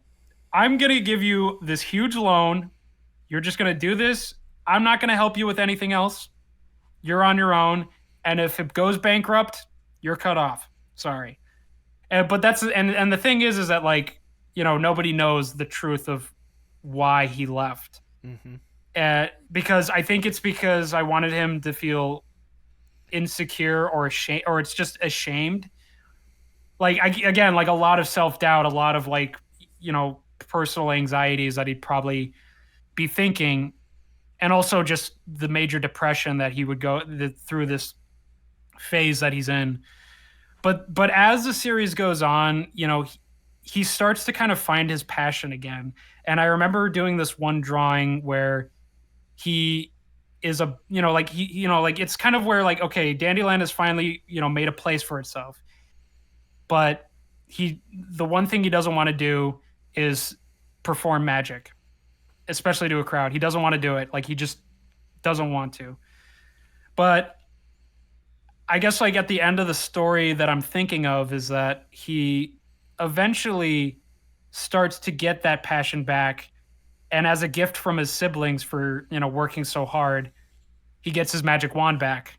Okay. And for the first time ever, he starts to perform the magic he would want to do. And honestly, I would feel like that's how the first season would end. I would want it to be like, okay, he's finally making progress with himself. Right. And it's like it's becoming a beginning of like a whole new thing that he it's like again it's like there's so many ideas that go into my head, and I'm still trying to figure it out. It's like some of it might still be in there and some of it might not, but it's like, again, this is just how my brain works. It's like I'm thinking of so many ideas, and of course having to learn like how to write stories, I have to kind of think these things all the time, and then I have to think what works, what not. Okay, like I have to ask questions on like this idea, like, okay, like what happens if this does this? What happens if that does that? I mean, I've even looked at story circles, like Dan Harmon's story circle of telling a story. Like that has been a huge help on like writing episode ideas. Again, it's just a lot of process, and of course too, like friends. Yeah. I've had so many wonderful friends who have shared their part of ideas and designs and worlds in the Dandyland universe, and I cannot thank them so much, because like, I mean, because here's the thing, is like they would always be telling me these ideas, and I would always want to make sure everybody gets their credit, because it's like because I feel so thankful with how many friends really think this idea can work, and it's all because of them that keep boosting, all throwing all these different thoughts and jokes and ideas onto this plate, and just for me to kind of look over and think like, yeah, maybe this could work or this could work. But again, it's like it's all thanks to them. It's all thanks to them. And I think that goes to like any creator that is sharing their ideas, like with your friends sharing their ideas, like it's all thanks to your friends and colleagues that care about your ideas so much that they will want to add so much to it. And and also, yes, credit your friends too, because like yes. I think that's super important, and I always, like, I've even worried it, like I've told like friends that I want to credit, it's like, hey, I want to make sure you're thanked for this, and they're like, no, don't worry about it, and I'm just like, okay, all right, but again, like but it just shows like I do care about people's participations, and again, like, and I guess that's like, again, that's kind of why I wanted the world of Dandyland to be like OKKO, where it's like, anybody can put their character into it, and they can make their own ideas too, and I'd be so into it because of how, because there's so many possibilities, so many adventures, so many situations, like, and just, again, like I want this to be like a very open world. Yeah. And it's all about, and again, it's all about this little guy running a casino and doing all these crazy wacky things, whether it be going out into doing Indiana Jones adventures, stealing treasure to get money to fund the casino because he doesn't know anything about accounting or something like that, or maybe he goes and maybe he goes to there maybe he goes to like a mafia to get like a pro like some kind of product to put in Dandyland, but then that leads into a situation, that's kind of a reference to like one of my oldest comic dubs I made with my friends, Oh, okay. where there's like the line in the beginning of the comic dub where Dandy is talking to Daisy and he's like, well, and that's why we can't have pretzels in Dandyland. And she's like, well, if you didn't piss off the German mafia, we would have some. So it's just like, shout out to Chi-Chi for that idea. That was great. Like, Oh goodness. but yeah, no, ideas. So it just, I don't know. Again, I'm still figuring out the story. Right. But that's kind of the basis idea, is that it's all about just building this casino and then going on these crazy adventures and rediscovering his passion for magic, even if he's not perfect. Like, he's like, it's this whole journey for him to say, like, this is his identity and it's okay that he's weird. It's kind of it's an underdog story. That's what I was gonna say. It's like an underdog story. There we go. I mean, like I've already said it before, like what you've already been able to flesh out so far has been absolutely incredible. It makes me, and hearing just the amount of ideas that you really want to like put out there or whatnot makes me excited to see what's next. Although I will say, if you do want to go forth with the Mr. Moneybags idea, I am more than happy to be down, not just to be a part of it, but like, hey, I'll be more than happy to voice act in that shit. All right, who knows? Like, who knows? Like, because I know you said you wanted to get more into voice acting. I'm in the same boat. Like, I've had some opportunities to voice act in some stuff, but I just need to get better about like putting myself out there and doing more opportunities, stuff like that.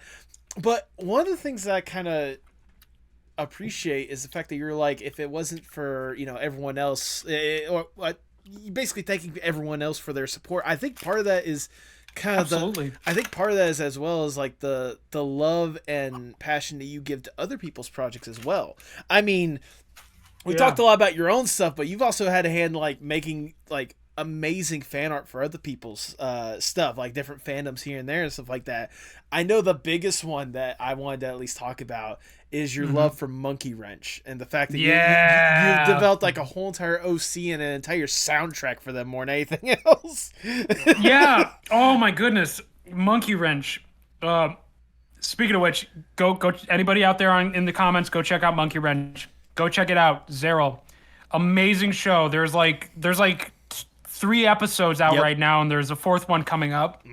But yeah, no, like I loved Zeril and Ashley's show Monkey Wrench, because it was also that kind of show where you could literally just kind of put yourself into it. I mean, there is like rules, there is like laws and rules into the world building, and I wanted to design a character, so because there was just a day I was like, I'm gonna try designing a character, and I designed 2 characters, one of which I should draw more of, but it was like a pirate queen. Okay.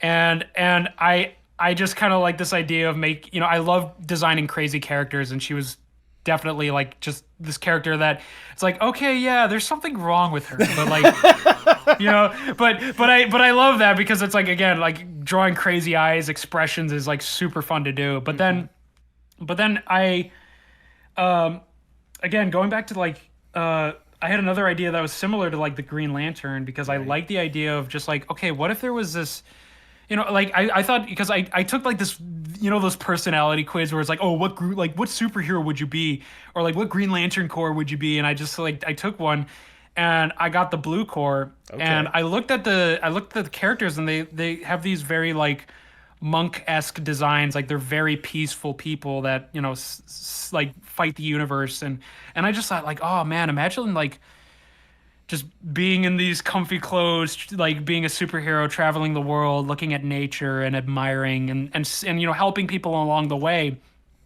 being like a nomad. Yeah. If I think that's a term. Like it's basically you don't have a home, so you just travel from place to place.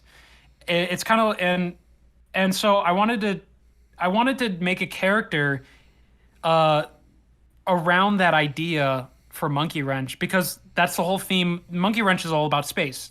It's all about like all these different like anthropomorphic animals, aliens, and and how they would fit in that universe. And I wasn't sure what animal I was thinking. Like another idea was like, oh, I was gonna design like a mechanic like hamster, like similar to that one character from Ooh. Overwatch, because I like that idea. I was like, okay, like oh, that's a very unique design. It's just making like a very, kind of in a way like a subversive character.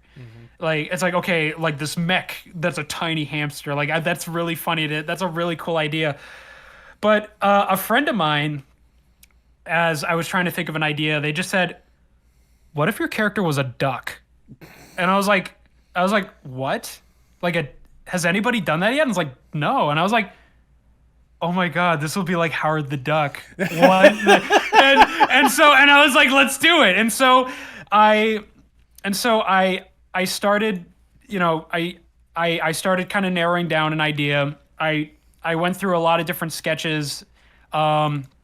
I looked at references of like Buddhists, the clothes that they would wear. So a lot of it is very like harem, like baggy pants, vests, like these kind of like ball necklaces that they would wear, like all these different kind of uh, materials that, or these kind of clothings that that would fit. Right. And I wanted this, but I also wanted to figure out, okay, this has something to do with outer space because this is both, very, it's a very natured, for lack of a better word, a very natured style, clothing. It more looks like a traveler, but this has to have some kind of outer space theme to it. Yeah, it's very. And so I thought it's very grounded, but it's also out of this world. yeah, it's very out of this world. Like exactly. Thank you. Pardon me. I'm very bad at like using like very big words. Like I'm a dork. Forgive me. So what I did is I added these patterns onto the character design, and I wasn't sure. Like I just thought, okay, I'm just gonna put this here, and then I'm gonna figure out how to make this work in the story somehow. And I wanted to give him some kind of ability, and so I thought, okay, what if this was like he had different like this light tattoo that's on his arm. It's like these markings. What if they change color, or what if they it's kind of like, okay, what if this was some kind of energy that was stuck in his body and it makes him more agile, it makes him stronger, or it gives him like the ability to heal people to a certain degree. And I just took that concept, and then I started thinking of a story. It's like, okay, how did he get these powers? Okay, what if, I'm terrified of black holes. What if he fell into one and survived? Like it's like, ooh, okay, so like that's an interesting idea. It's like, okay, nobody has ever survived a black hole because obviously once you go in there, you're basically turned into nothing but dust, Right. or spaghetti. But I also wanted to make sure that I try to use my Neil deGrasse Tyson brain and try to think, okay, how is this going to logistically work? But breaking a few rules because outer space has a lot of rules with how things work. Okay, what if there was a star that was just getting devoured by this black hole, and this character started out as a cargo, shipment employee, trying to deliver, packages to different planets, and there was an accident where he gets flung out into the black hole, but as he does, the energy from the stars mix into his atoms and accidentally, kind of merged with him. And oddly enough, it's what saves him from being, destroyed into nothing. Like he just survives. Like, there's the theory where, if you go into a black hole, you're teleported into another place. Well, that could work into that spectrum where he just wakes up in outer space and, he can breathe in space like he's completely fine. And as he learns these new abilities that he has, he decides to have this new identity for himself and travel into space just to, because he wants to go see the universe and he never gets a chance to. So this is his chance to. Yeah. And so in a way, he's like a superhero. He's like a mysterious superhero. And that's how I designed him. That's how I created him. All thanks to Monkey Wrench because Monkey Wrench, I loved how there's so many different fan characters with their own backstories, and it's just kind of what got me, inspired to just participate in it anyway. And it also gave me a way to kind of practice my character design skills because Exactly. I honestly need to make a portfolio. In a way, I need to make a portfolio, like whether it be like on Squarespace or something like that. But yeah, no, it motivated me to just do this little mini project and make a character, and a lot of people a part of the Monkey Wrench fandom loved the character so much, and it made me really happy because it's like wow, this is just a character. I wasn't expecting him to be that appealing. And so just to segue it too, I also still do music, I wanted to practice making my own album because I also have listened to a lot of the soundtrack from the Monkey Wrench show. Listening to this one of the composer who makes Monkey Wrench. It's Okoroid, right, or something like that. Okoroid, thank you. Yeah, that's him. Yeah, forgive me. I'm bad at remembering things. You're good. Yeah, but yeah, I loved Okoroid's music. I liked his edgy garage rock and roll that really contrasts with the outer space theme. Because it's very junk sounding, as it should, because the main characters are just a bunch of these low rated mercenaries that are just trying to make a living in outer space, just a bunch of misfits. And so I just thought, if it's like, okay, if there was an episode with my duck guy, which actually I forgot to mention his name. His name is Rowan. Mm-hmm. I know I'm mispronouncing it. I think it's actually pronounced Rowan, but I like how it sounds called Rowan. Right. Because it almost kind of I don't know. It sounds cooler. But yeah, I wanted to make a soundtrack idea if there was an episode of my OC, and just kind of just try to make the music help narrate the story and just let people use their own imagination of how it's going, and so I just thought, okay, like what if one of the main assassins, like one of the main antagonists of the show, Kara, who is this kind of like bounty hunter, tries to go after Rowan because he's got a bounty on himself too. Even though he's not a bad guy, he's probably just got a bounty because it's like, oh, did you hear about like the nomad of the universe? He's like a legend. If anybody catches him, it's valuable. Right. So like maybe she goes after him for some reason, and all he's doing is just trying to go get some food because he's hungry. He's been flying out in space, and it's like, I need to do a pit stop, and that's kind of where the story leads. I don't know. Like that's what I was thinking as I was composing the music, but again, I wanted to practice making a soundtrack because again, music is another big passion of mine, and I think it's another outlet that I can use to do a bit of storytelling even if I can't animate. Like I can, it's just I'm very impatient, and I like to get things done like instantly with the snap of my finger, but that's not how it usually works. No, usually not. Yeah, usually not. But yeah, no, like that's also the amazing Digital Circus is another big inspiration. Gooseworks, such an amazing artist. I love how strange their art is. I love how strange they are with storytelling. I like just how they design all these characters. And that's also got me inspired to kind of make my own little OC for that universe. And yeah, I don't know, just like just fandoms in general, I think is just a great way to just build just kind of help start practicing your creativity. And it's a good way to kind of build a following, You gotta absolutely love the amazing character designs, such as, these wonderful character designs that you see before. Oh my God. Are you kidding me? Who's the green person? That's just some random like wizard or mage or something like that. Like there's no reason she needs to exist with the rest of them. why does Pomni look like a like what is it like a Duplo like figure or something? What is it called? Like those like what is it? There's like a Lego toy set where it has all these like bigger people. I know exactly what you're talking about. I don't know what they're called. Well, now I'm more concerned about the like because we already talked about the witch for some reason. Pomni is just a different color palette. Jax is red for some reason. Jax is red. Fucking I'm red. I would say Ragatha is not even Ragatha. It's like if Ragatha was made. Like, it's like if Ragatha was in the Flintstones or something like that. Yeah, it looks like a Hanna-Barbera like design. Kinger has arms. Kinger has arms. That's very uncomfortable. And Kane is just the only normal thing. Define like normal. Define normal. Yeah, that's all I have to say. Yeah. Nothing.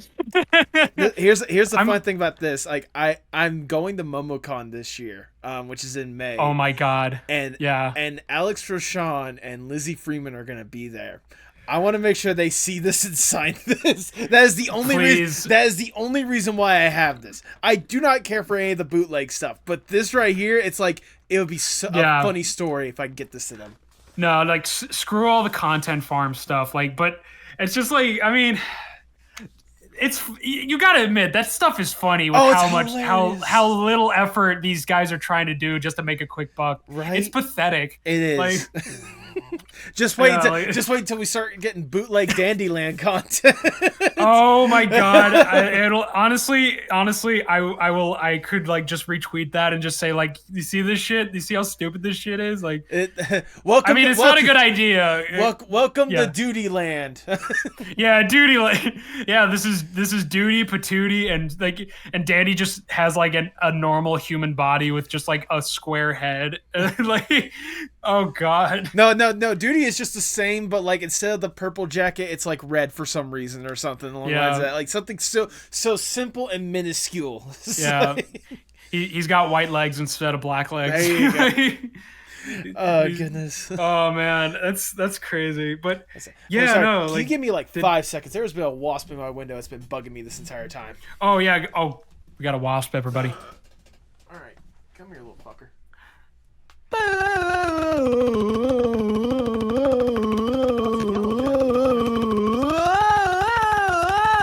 hear that. I'm just adding to the bit. Anyway, sorry about that. That has been just bugging me. No, you're fine. That has just been bugging me the entire time, and I'm just like, look, I could wait to the end or whatnot, but let me just take care of pun intended. No pun intended. All right.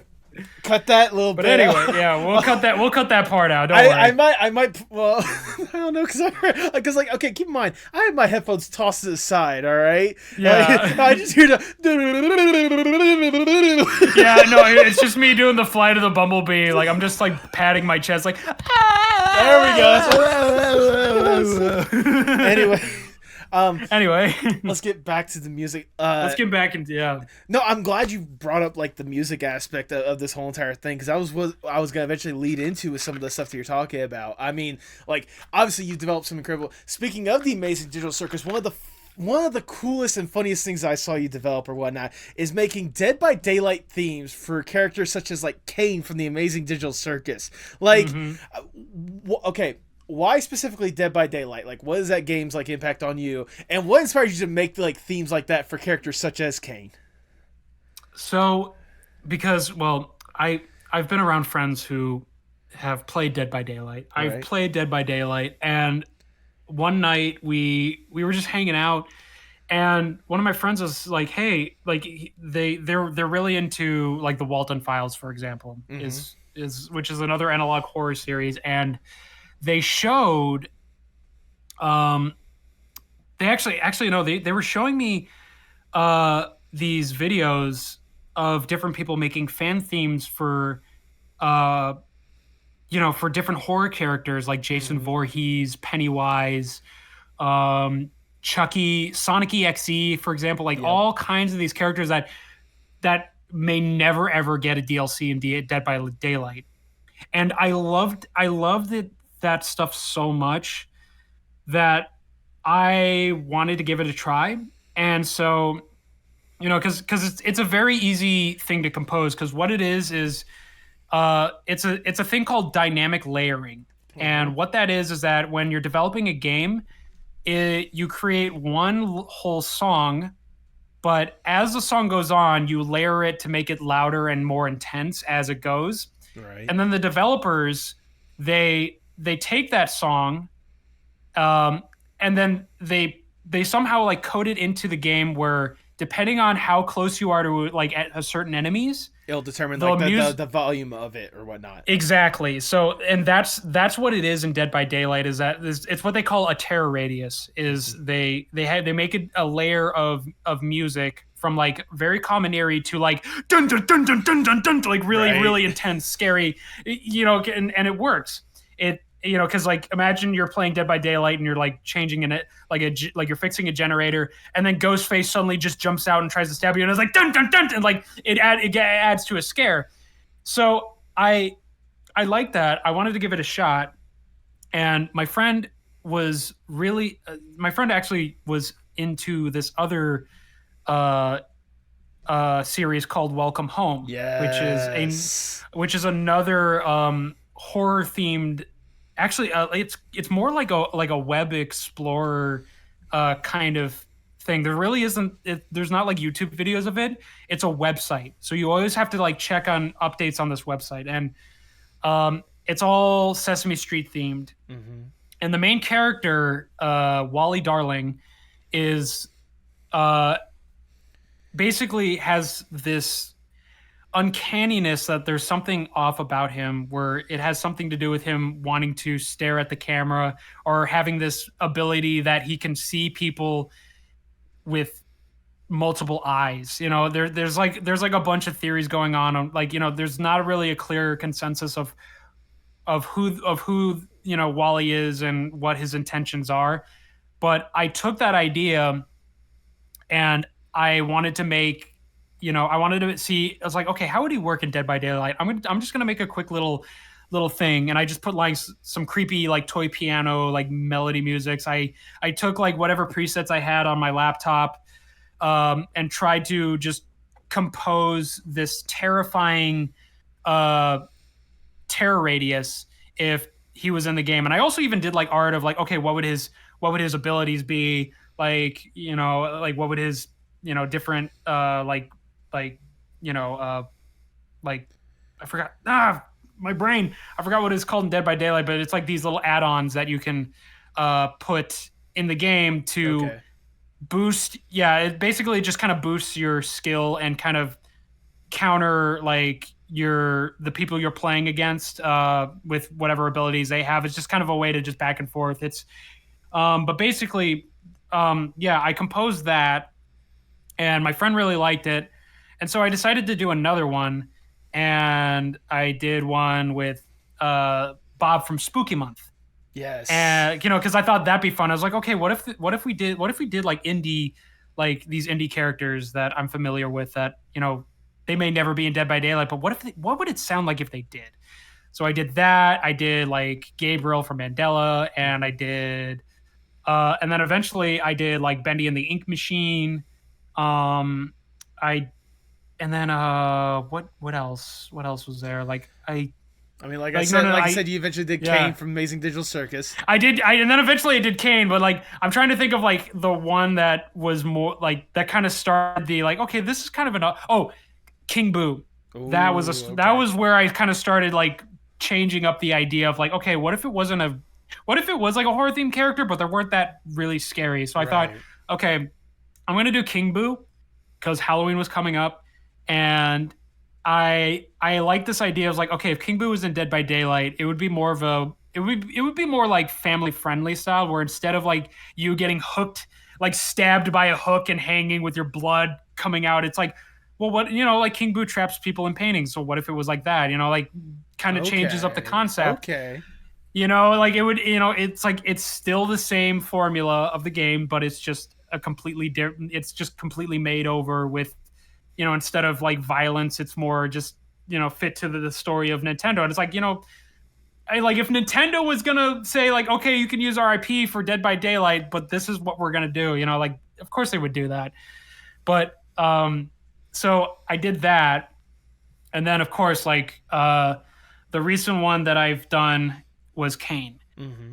and that one, um, I think a lot of people. I think some people. I have a lot of people that would request a lot of things, and like, Right. and I do appreciate it, but it's like, I got this, guys. Don't worry. I appreciate all your requests. Believe me. But most of the things you guys are requesting me, I probably don't know anything about. But Mm, I do appreciate it. But again, but no, like one of them was Kane, and I was like, you know what, because I've been getting into the Amazing Digital Circus, and I wanted to, and there is some horror themes into that show too. Like, right. it's scary disguised as wacky, like surrealism, and so I did Kane, and I just thought, okay, like what if. What if it wasn't scary? What if it was just like completely ridiculous? Like, what if just Kane had this game and he's like, fix the generators, go, like, and I'm going to kill you. It's like, I don't know. Pomni, I have snorted so much ketamine and I'm gonna die. I'm going to die. Yeah. And so I just started, getting all these. I only have so much instruments I can use, so I just had to kind of improvise and use what I could. And all I had was like a bunch of different, like, I even take like samples now, and that's been really good to help really generate new, unique, terrifying sounds.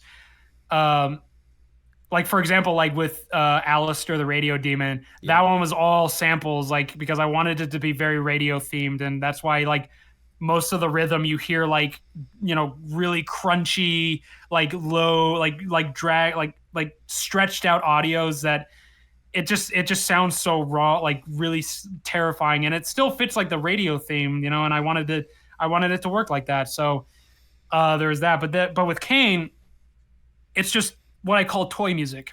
It's just random sounds, toy music, like cartoon sounds, whistles, recorders, toy piano, banjos, like a tuba, like, and I actually got very inspired off of uh, the Cat in the Hat game. Like the music in that is just, I was listening to that one day and I just thought, this is the Amazing Digital Circus music. It's just like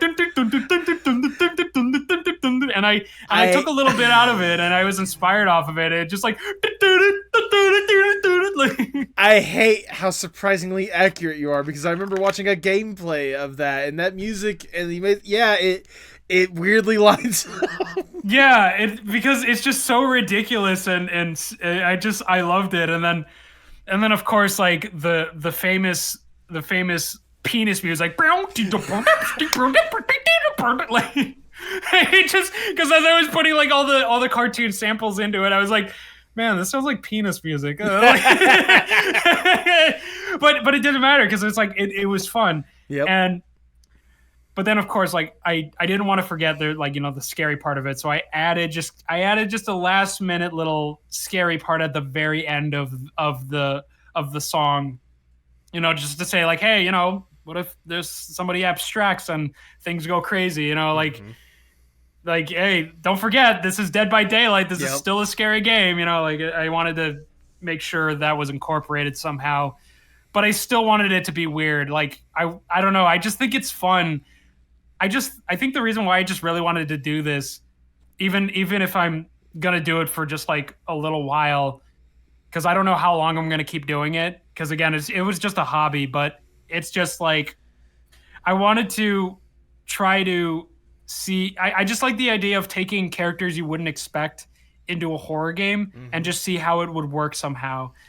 And like, I mean, I've had plenty of other ideas of like what I want to do next when I feel ready to do it. Is like, like, I would love to do one of Farfetched. I'd love to do one with Monkey Wrench. I'd love to do maybe like, I'm open to do. I think there was one time I was going to do one of Hell of a Boss, but it was kind of hard to figure out the idea, so I just kind of scrapped that one. Okay. Maybe I'll pick it back up someday, but I don't know. But like, again, it's just like a lot of fun ideas that you can take, and again, it's just like all I can do is make music and draw, so it's like just I got to do with what I have on the table. And again, like, I'm surprised that my like 14-year-old laptop is still up and running because that's all I use to make music now. And like, and once Okay. that goes kerplooey, like I probably won't be able to make music for a while until I get a new laptop. Like, because here's the thing, like I don't use FL Studios. I use like Logic Pro X, Okay. which is on the Mac, and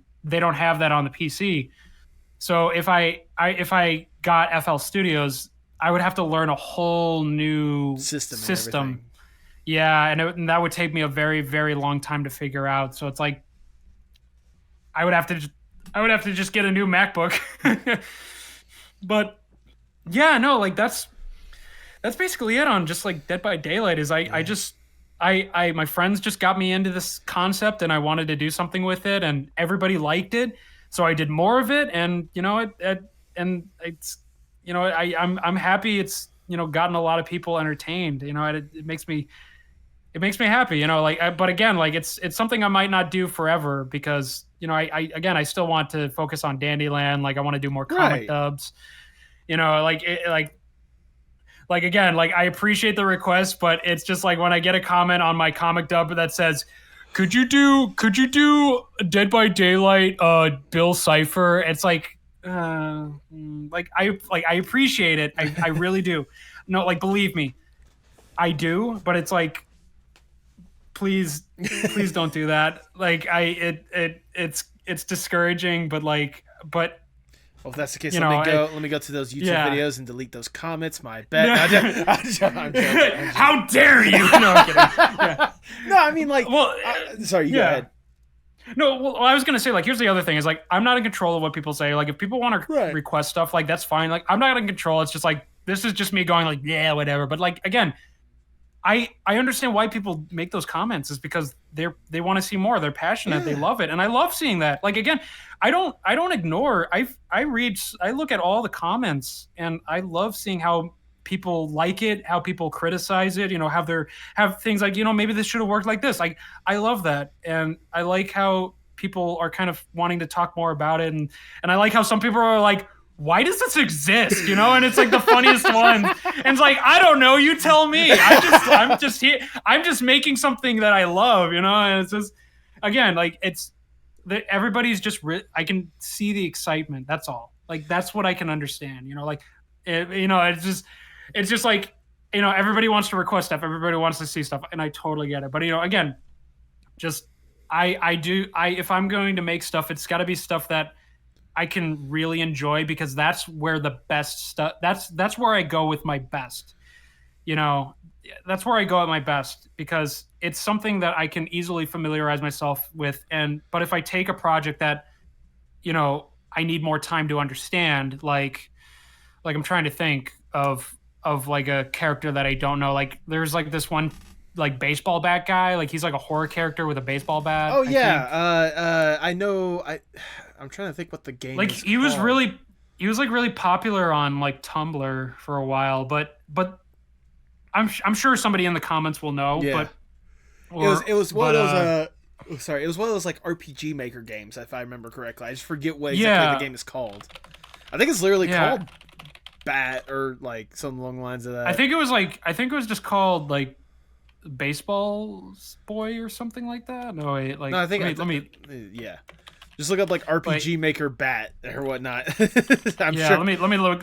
Oh, okay, yeah, it's Mortis Ghost. I think that's what it's called. Oh, interesting. Okay. Yeah, it's. I think I got his name right. I'm looking through Google, so like they have different titles. Like right. It's this like monochromed character. He's like a baseball player, but he's a ghost of some sort. But yeah, no, like so for example, like I've gotten so many requests on that, and he looks like a cool character. But the thing is that like I would need time to like. There's a lot of creepypasta characters that I still need to familiarize myself, and so. But if I just like jump into them, I worry that the music's not going to be good. And I like, and here's the thing about like the characters that I pick is like, I make sure I study them and think, how would this sound? It's the reason why like Kane's theme is a lot more like whimsical, while Alistair's is a lot more like grimy, and there's a lot more radio themes to it too, as like Bendy and the Ink Machine, where it has a lot to do with like, the slimy sounding like sludge of ink Yep. and the percussions of like pipes being banged on, because that's the whole premise of his character. He's this creature that was created out of the ink machine, and it's all like in dust factory wise. Like it, there's a lot that I have to think of when I put into that I have to put into music. You know, it's a process, and again, it's like, you know, for certain characters, if I don't, you know, if I was commissioned this character, I would need time to figure it out. And but the Right. thing is like I would also worry that, you know, it's not going to sound right. It's not going to sound exactly what people would think it is. But, you know, and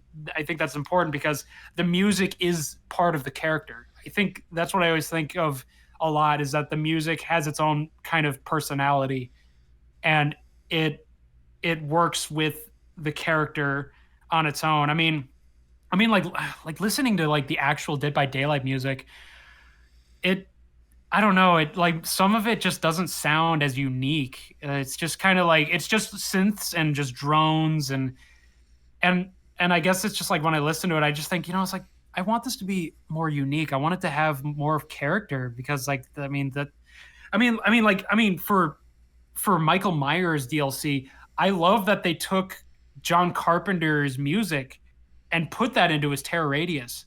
Like that's perfect That's what they because should have that's his done. character. That's what they should have done. Same goes with like Alien. Same goes with like Chucky. I mean, Yeah. like, you know, and it. I don't know. Like again, I don't know what goes on in the studio or in the decisions they make, but it's like that's up to them. But like, but personally, I think it would be important to just add that. And I guess that's another motivation of why I put so much work into the side little hobby that I'm doing with making Dead by Daylight videos. Right.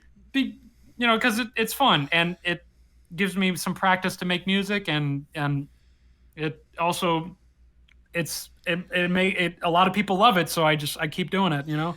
I mean, when I was certainly going through and listening to stuff, like I was getting like I was absolutely loving what I was being introduced to, whether it be like the Dead by Daylight or like the Monkey Wrench, you know, CD that you made or whatnot. Like, Yeah. I have a feeling that if you really had the opportunity to, I like making music like that, you could easily be like the composer for like an indie video game or an indie animated show, or maybe even doing a VTuber's theme, because you seem to have a nice little hand in the VTuber world as well. Yeah, I've been introduced a lot to the VTuber community. I've met Us- a lot of really nice people. what got you invested in that world in the first place? Because I obviously, you know, I have my story or whatnot, but like I'm interested.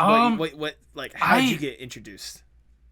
I I got introduced by from what I remember is I remember Chi Chi AI sending me this video of this one VTuber named Pumpkin Potion Yes. um, who had this unique style of VTubing where instead of it being like, you know, anime, because a lot of people in the VTubing business, our community does anime, but for Pumpkin, she has a more Max Fleischer style, like a Western cartoon themed VTuber model. Mm-hmm. She's very passionate with, you know, like Halloween, Gothic themes, and she wanted that to be her identity because she wanted to start doing that full time because, you know, VTubing was starting to become a real big thing. Oh yeah. And I loved it so much that, you know, again, like I got so inspired by her character, her lore, you know, and I started doing a bit of fan art for her, and then and that's kind of got me to start exploring like other talented VTubers like Miss Lala VT. She's more of like a mid-century themed VTuber. Right. They love, you know, and they play games that fit around that theme, like BioShock and Fallout. And I got to meet her, and I did fan art for her. And then there was some other ones like Lucajin, who is a very very sweet content creator who she she does mostly like she's more like of a what I'd say like a comedic, like a comedy uh VTuber. You know, she's very funny and she's very silly. Um and then there's also like Vexoria the Sun Eater, who is Yeah. more so like she does a lot more adult content, but when I was watching most of her streams, she just had this sense of humor that is just so funny. It's just like hearing the like because her model is like this giant snake god, Mm-hmm. and and I love the design, but what I love the most about her is just how funny she sounds. It's just like, oh my god, this godlike character is a goober, Yep. and she's hilarious, and that's and I think that's what I liked so much about it is again it's kind of like her personality contrasts the design, but again like that's her lore is that she's supposed to be a villain, and like and I completely get it, but it's just like I love it when she's just very very silly, and like her and her husband Zolan are just the perfect duo to just do Right. all this kind of wacky stuff. And again, like with the inspiration of like Dandyland, I always get inspired by looking at other like other artists and like VTubers, and I just kind of think how would they work at Dandyland, and I would just do like a quick fan art or kind of crossover like interaction and try to just see how it works because I just think it's fun, and I don't know, like it's just kind of my way of just saying, hey, I really like your content, Yeah. and this is kind of what I always think with my characters interacting with your characters because I like it, and all like they're all super nice, and again like there's like a lot more, like I know Zito, who voices Scratch from Monkey Wrench, does like PNG tubing, Yep. like a lot of like I know like Alfred Paper box like house. Paper Box House, he's done some he's doing some PNG tubing. I mean, I My was. friend Yuki Goomba, There who's you a go. really good friend of mine, it does VTubing as well, and she's spectacular. Like it just I'm just seeing this community growing. It's just become a whole new you know place to participate in, and it's gotten me to start making some new friends and collaborate with some artists. Like Yeah. I recently helped Miss Lala with the charity stream that they were doing for, I think it's called like the Endo Foundation, where they're studying, it's funding doctors to help study for medication with like periods, Okay. and like if I'm saying it wrong, please correct me. Like menstruations. Like it's basically just no menstrual. I'm screwing it up. I But say basically, basically it's studying that aspect of the woman, how to improve it for the woman going through like periods and shit.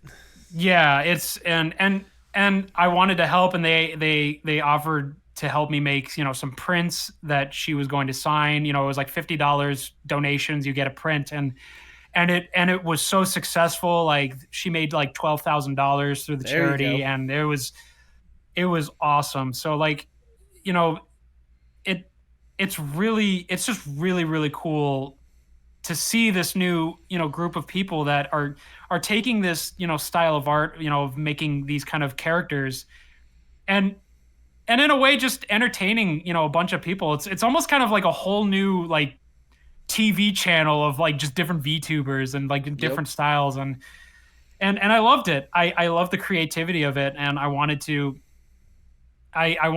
see more of it, and possibly just participate in it. I've even had thoughts on wanting to do like more PNG tubing. Like I already am now, but it's like the drawing that I've done for my streams are very basic, Yeah, but we all start I do want somewhere. to yeah, no, like, well, that's the thing, like we all start somewhere, and that's how you grow, you just got to start doing it. And Yeah.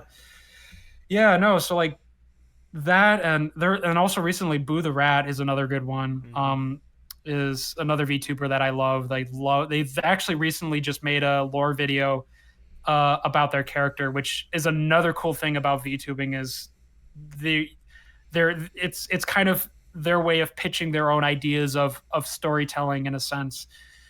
Is they're giving their VTuber identity a a world and a story, and that's another big inspiration to see, because it's like this is a whole new way for people to be creative and have their own ideas out there. And I love it.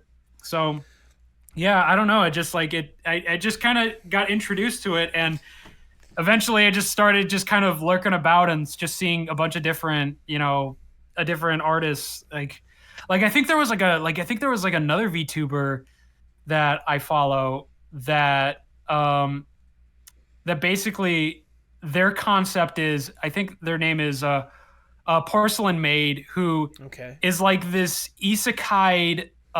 It's like a man that died and their soul got transferred into a doll. And I was like, that is such a crazy idea. Right? Yeah, but that's like the thing. That's like that's how cool it is. And there's like also I think what Doctor Crafty. I Yep. think Dr. that's their Crafty's name. another good one. Yeah, Dr. Crafty is another good one. It was like a mad scientist. Yep. There's also another dandy person, Dandy Demon, Yep. who is like this Yes. devil businessman. I love that. And like, oh my gosh. I was Oh saying, my like gosh. you're talking to someone that has interviewed quite a good group of VTubers as well. I mean, you mentioned Dandy like right off the bat. I know them because they're very close with the first VTuber I ever had on this podcast, which was Eldritch Grandpa, who is literally Oh yeah. who is literally just like a grandpa, but also has like Eldritch powers, like tentacles and shit coming out of his hands or whatnot. Like I've interviewed people like people like him. Tag the Otter's another fun one. Too Much Sasha is one of the ones I will always like go to as one of my favorite, like just personality wise. Pinch Raccoon, I feel like is someone I think you would actually appreciate, just like the way that their aesthetic and like how they're building their lore or whatnot. Like there's a lot of great VTubers out there.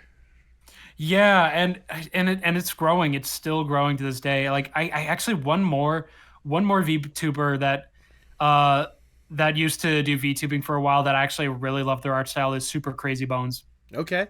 Because their whole theme is very Nintendo. Right. And yeah, no, they're pretty cool. So like again, it's a whole new like place that I just got introduced to, and honestly, it's a lot of fun, and I love seeing different people streaming every day and just kind of being silly and creating their own kind of characters and worlds. Like I mean, yeah, so it's just like it's great. I love it. So just thinking back to like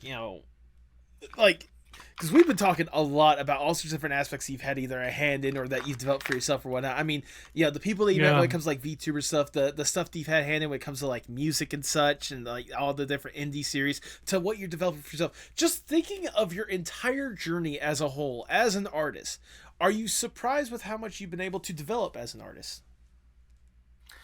honestly,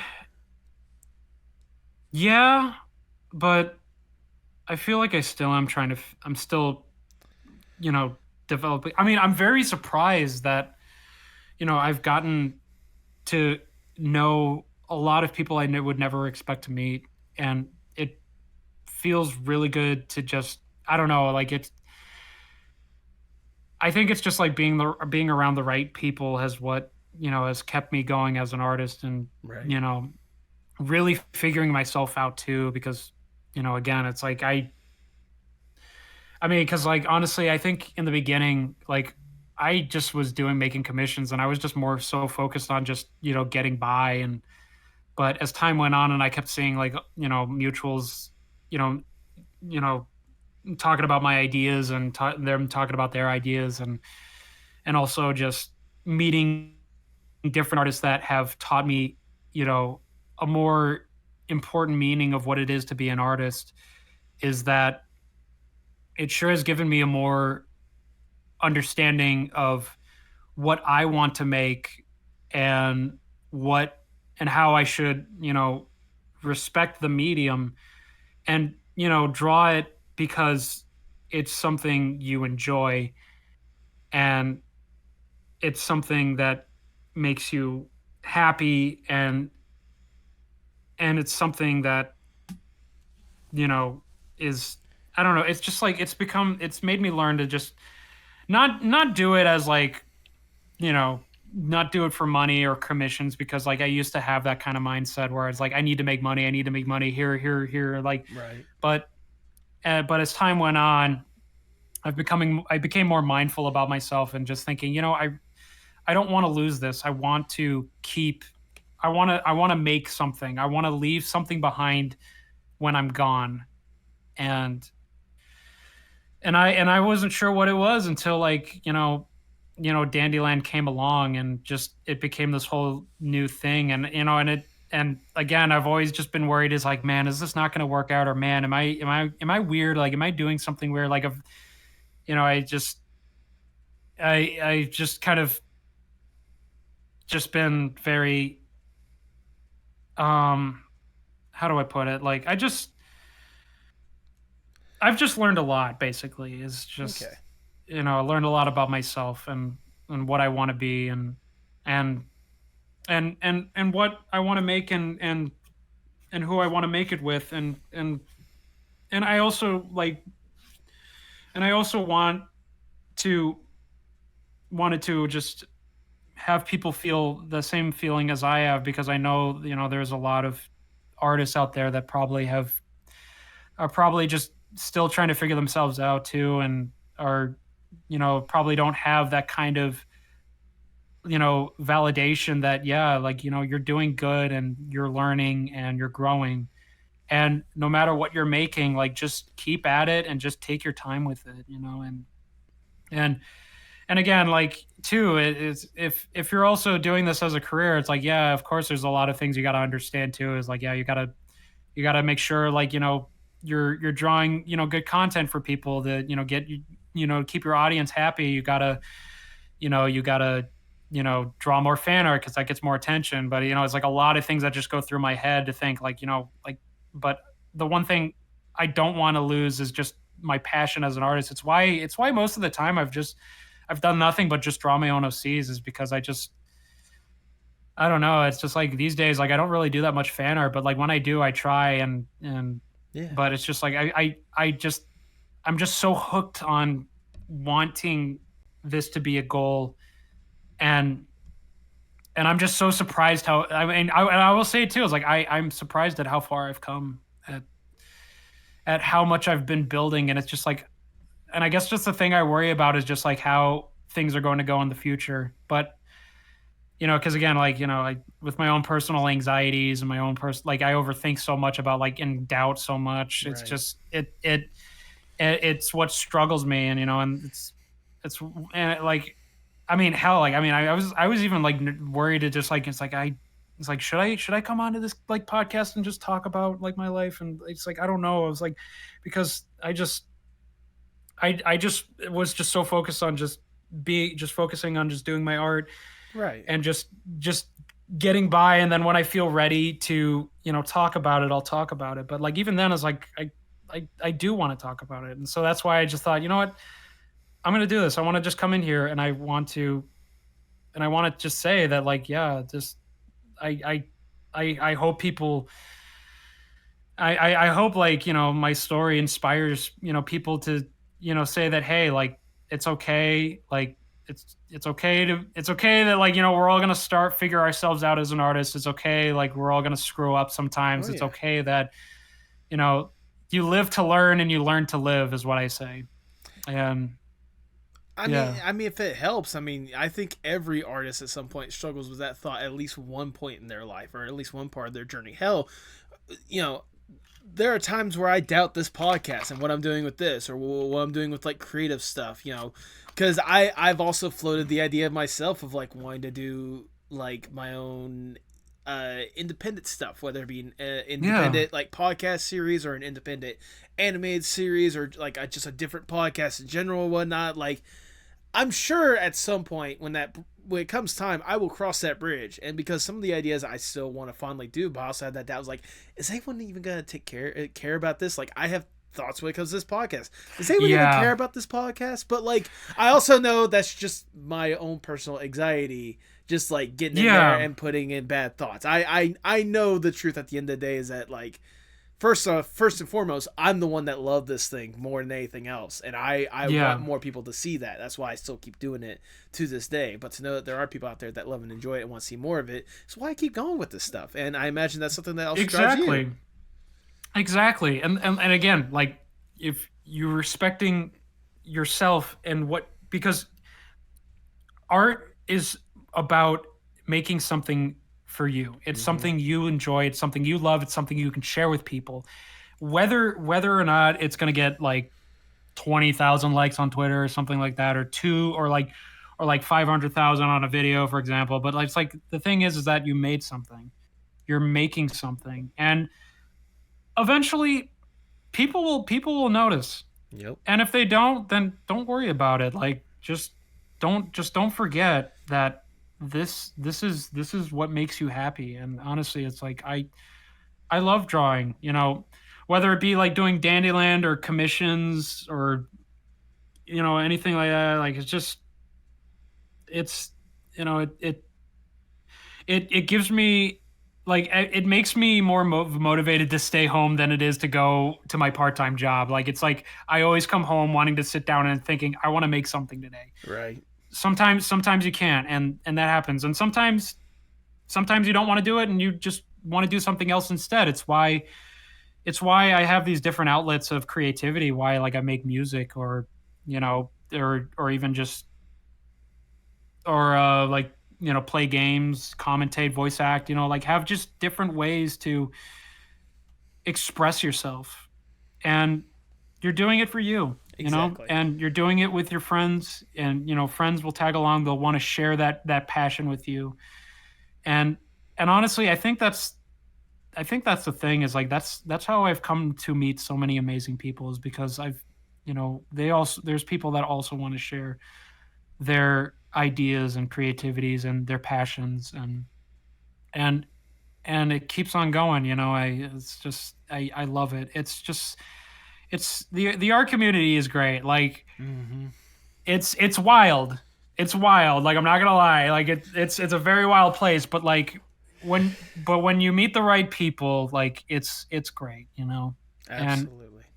and also, it's as important too, is like, always be kind, and always listen, and always, you know like, I don't know, like, anytime, like, I've, like, for example, like, if I'm talking about a show, like, let's say Has Been or something, and let's say, like, somebody doesn't like it, and say somebody likes it, like, I'm always like understanding. It's like, because I'm at a point where it's like, I'm too stressed out to deal with a lot of things, especially in art. And so it's just like, just all I say is just do what you love, brother. Just have fun. And, you know, and it's okay. And it's like, it's okay if, like, you don't like something.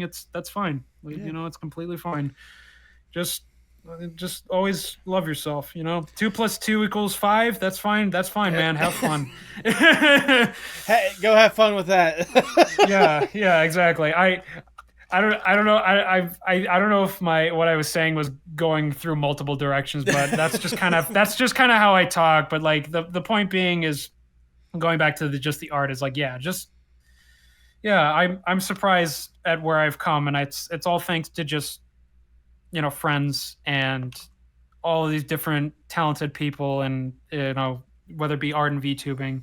And because really, I wouldn't be who I am without them. Right. Because honestly, I am just a dumbass that needed so, like, I like like, again, I've just I've I'm a very naive person, but it's just like, I've learned so much by so many friends, and it's gotten me to grow so much as a person. It's gotten me to grow to love art so much better as a person, than to it being like, oh, I just need this to pay my bills, because that's how it started in college.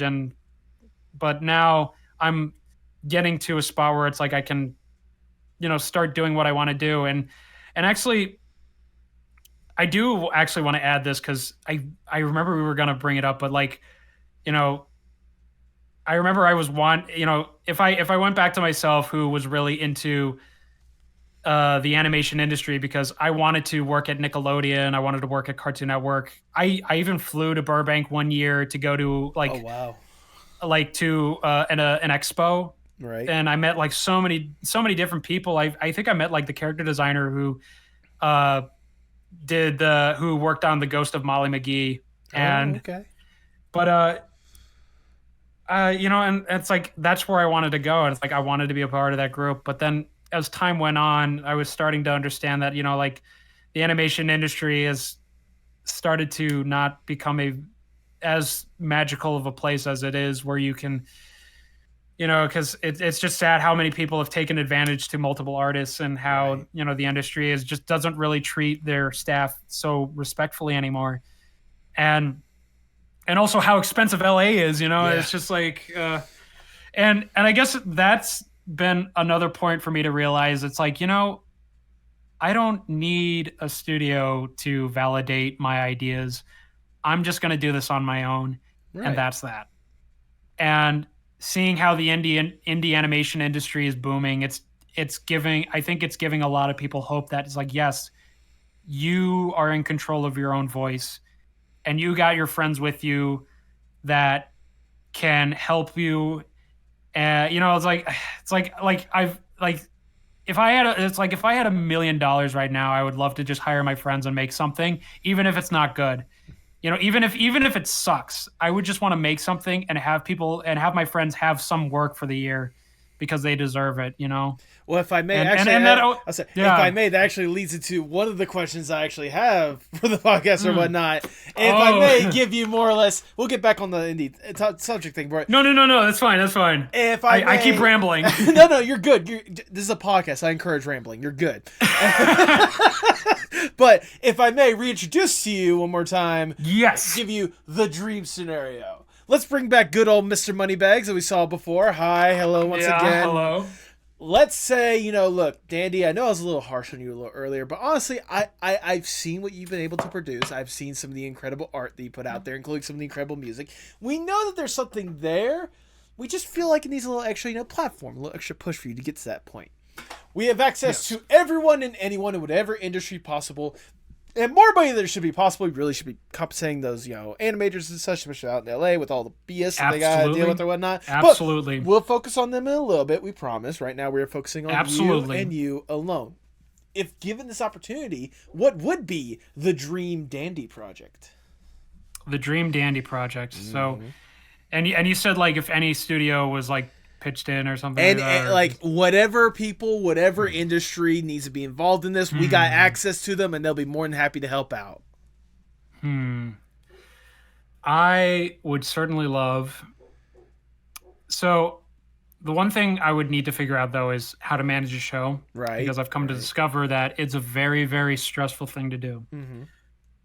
So, I would certainly love if Adult Swim got involved, because honestly, for them, I feel like for my show, I think it would fit in that kind of studio. Like, it wouldn't be like crazy adult, but I just think it's like those guys still care about animation. I'm not sure. Oh, yeah.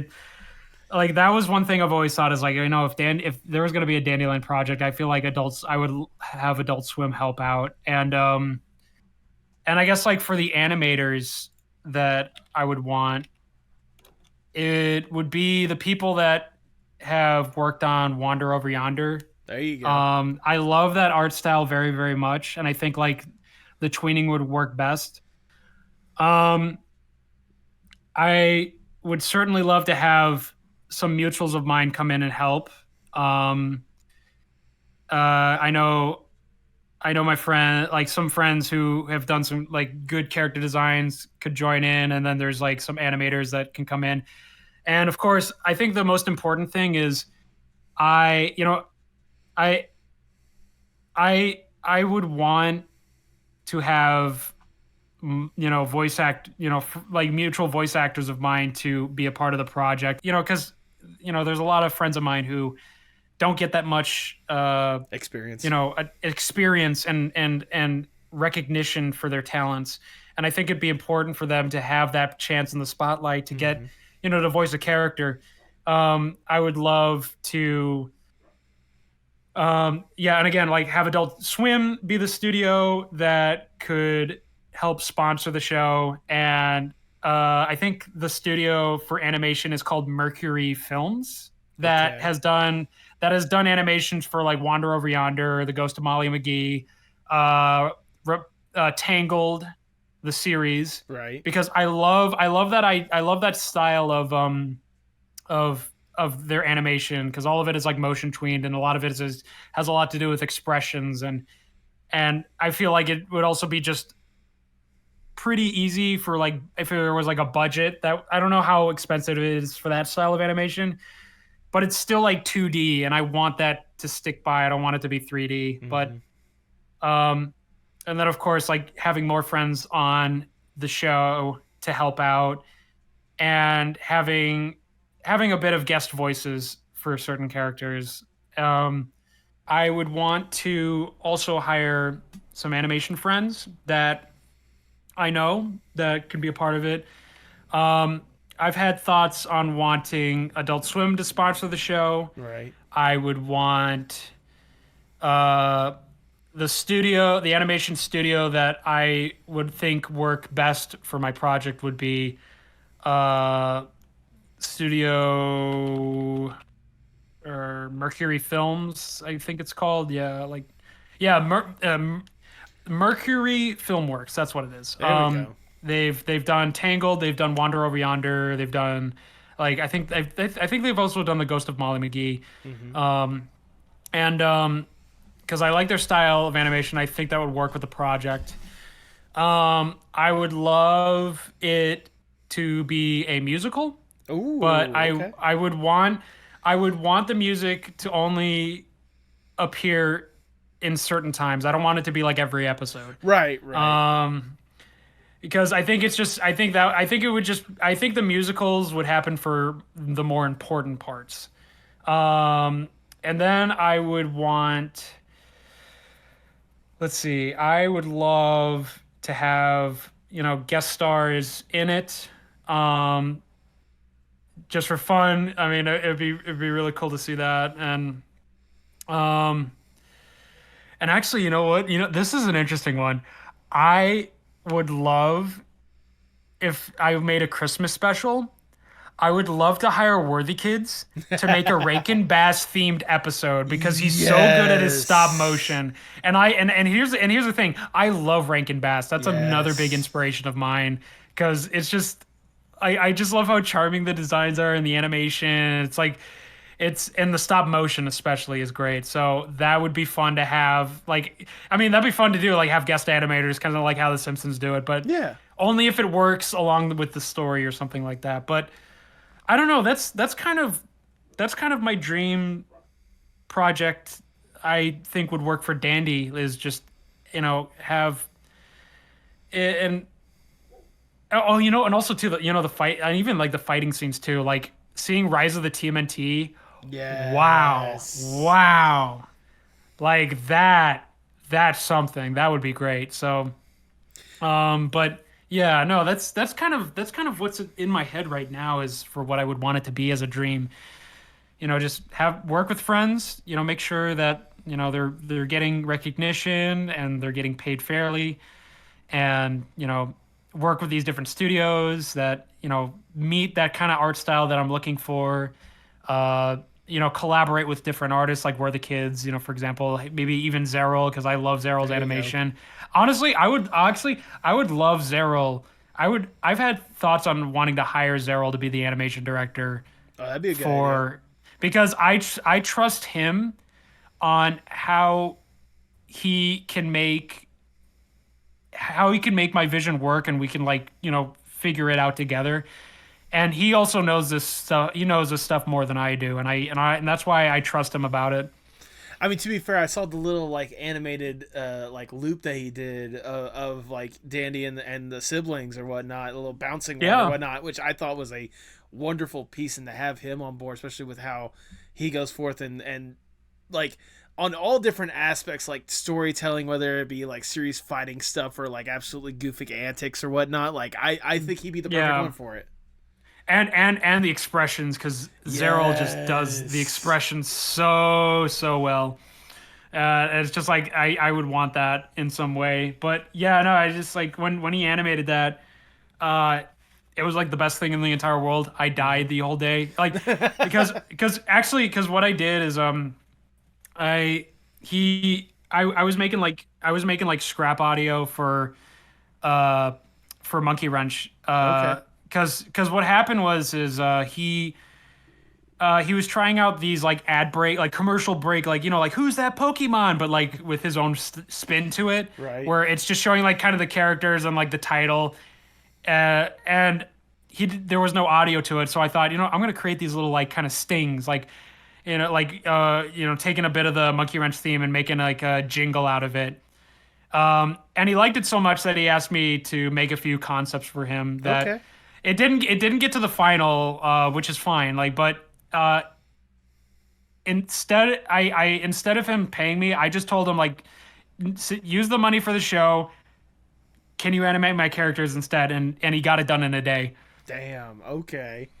Yeah, That's cool. so in a way it was kind of an art trade. Yeah. But he was down for it, and it's like honestly, I just told him, I was like, dude, just you don't have to pay me. Use that money for the show instead. Just Yeah. Absolutely. save the money. Yeah, because I honestly like I love I love his animation, and honestly, like with if he ever animated my characters, like that's the best thing in the entire world. Oh yeah. So yeah, so he would be great to have on. Yeah, no, like honestly, it's just like that's kind of the dream I would imagine it. And again, like wherever this show would ever go, it's like we'll figure it out. But the one thing I want to make sure is that I want it to be fun and I want it to be fair. Because seeing with how the industry is and how Yeah. much they're stabbing the backs of so many employees and writers and focusing on AI and stuff, it's like I don't want that to happen. No. And I mean, hell, even sometimes I worry, it's like, oh, what if that does happen? But that's like, no, it's like I care so much about people working so hard to make something really, really great, Right. only for them to get thrown under the bus whatsoever. It's just like that's not fair. Like this is supposed to be a fun project that everybody is making together, and that's what I want it to be. I want it to be a a success. I want it to be a work of art, and I don't want it to be a product. Like I mean, aside from like plushies and like merch, that'd be super fun, like silly Yeah. as that. But it's like, but then again, like that's what a lot of people do to get their money too is merchandise. Exactly. So it's like, but again, I want this to be fair and I want this to be fun. I don't want this to be some kind of corporate, mumbo jumbo. I want this to be just a bunch of friends that want to make something, whether it's good or not, and they all have something in their portfolio. They have money in their pocket so that they can support themselves, and I want them to come in being excited about making something. And if something can't be worked out, like it can be figured out, because that's how it can be done. So yeah, I don't know. That's what I think I would want. Yeah. Amen to that, and then some. Heck but, yeah. But sadly, talking about the sad reality of the industry, we gotta come down from the dream scenario. We gotta get back to Yep. reality, and There goes gravity. Oh, there goes gravity, and I'll ask the ever so generic question: where do you hope to see yourself in, say, 5 to 10 years from now? I honestly don't know. I think that's my answer is I honestly don't know. Okay. But I don't think I want to worry about that now. Is I think what I want to do is just focus on the now, Yeah. because if I think about the future, that's all I'm going to think about. And you know having anxiety about thinking about the future, Right. Right. I can't. I think it's best to just focus on the now and hope for wherever things will go in the future. And as long as I am doing the things I enjoy, like art and my passion for animation, and being around people that share that same passion, I think that's all that matters to me, is just not forgetting that what I want to do is today, is just make art. And with wherever things go in the future, we'll see. We'll Yeah. see what happens. I mean, it's a good thing to aspire for at the end of the day, just having that, I guess, more or less comfort to still be doing the incredible stuff and then some. with what you've been Yeah, doing. because once you start thinking about it, you think, what if nothing happens anymore? What if you stop? What if Right. what if something comes up and you just can't, or what if you get injured and you can't draw anymore? It's like all these kind of things. It's like I'm happy now. I want to just focus on that, and whatever happens, happens. Expect the best, prepare for the worst. I live by that mantra. Whether or not it's a good Hmm. thing, that's something for a therapist to deconstruct. Anyways, Yeah. Anyway. as we start to wind down the interview, Dandy, I just have one last question I want to ask you. Obviously, Sure. obviously, I can tell you're deeply entrenched in art and absolutely have a love and passion for it, like a true love and passion for this stuff. How important is art, not just for you, but for the world as a whole? I think it's because it gives it's an outlet. It's it's something that gives meaning. It's a way to express your emotions. It's a way to jot down whatever's going on in your brain, whether it be sad or good, mad or scary. It's it's kind of like it's like a whole new way of communicating your thoughts and putting it into a format. Again, whether it be writing, music, cooking, drawing, acting, uh, even sports. There's an art in something, and everybody, and I think it's just an expression that people use as a way to open up, or or I don't know, like just almost anything. It's just a way to just communicate and show who you are and what you enjoy. And yeah, like it's a talent. Yes. Like, it's it's kind of like, again, it's like to compare it as like that scene in SpongeBob where like King Triton and SpongeBob are doing a Krabby Patty contest Yep. where King Triton makes a multitude of Krabby Patties, and then there's SpongeBob making one Krabby Patty, and everybody doesn't like King Triton's burgers because they don't taste it, but when King Triton tries SpongeBob's burger, it tastes delicious because it's made with love and it's made with heart. And I think that's what art is all about. I think that's what it is for everybody in any kind of way. Well, And there I you go. don't and I think and honestly, I think that's like one of the greatest inventions ever made in the world. There you go. That is wonderfully worded, if I do say so myself. Mhm. Dandy, that's all the questions I have for you. I've already showered you with a whole bunch of praise throughout this podcast, but I'm going to show you a little bit more because it's my podcast. I do whatever I want. Go for it. uh, look, like I said at some point during this podcast, you've been someone that people have recommended me for a while to have on. You're someone that I've noticed your art for ages at this point, for at least a good couple of years at this point. And I don't like I feel bad for holding off on bringing you on the podcast sooner because you are really a talented person with what you've been able to do. I mean, just seeing what you've been able to put out there, whether it be stuff with Dandy, whether it be the fan art stuff, whether it be the music stuff, like you really have a gift and a talent for this stuff. And I'm so glad so many people love and recognize it, but I cannot wait for more people to recognize it, especially after having this conversation with you, getting the chance to sit down and chat. Like, it gives me a new level of respect for what you're doing and the love and passion that you have for this kind of stuff.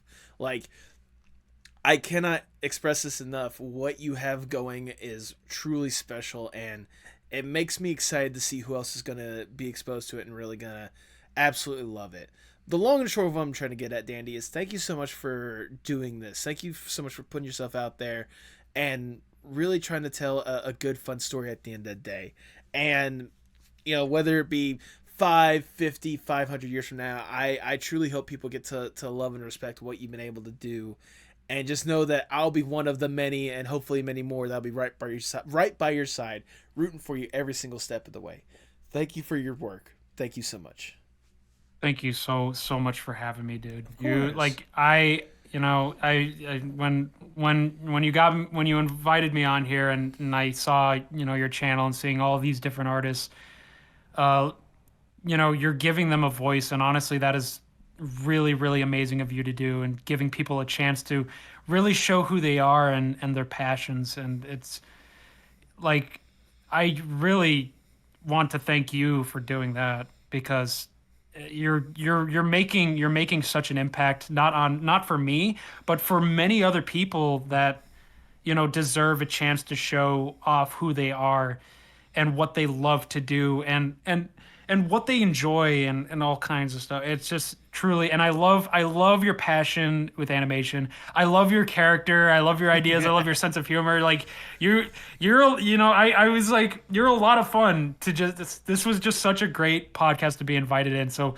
thank you so much for having me. And I really, I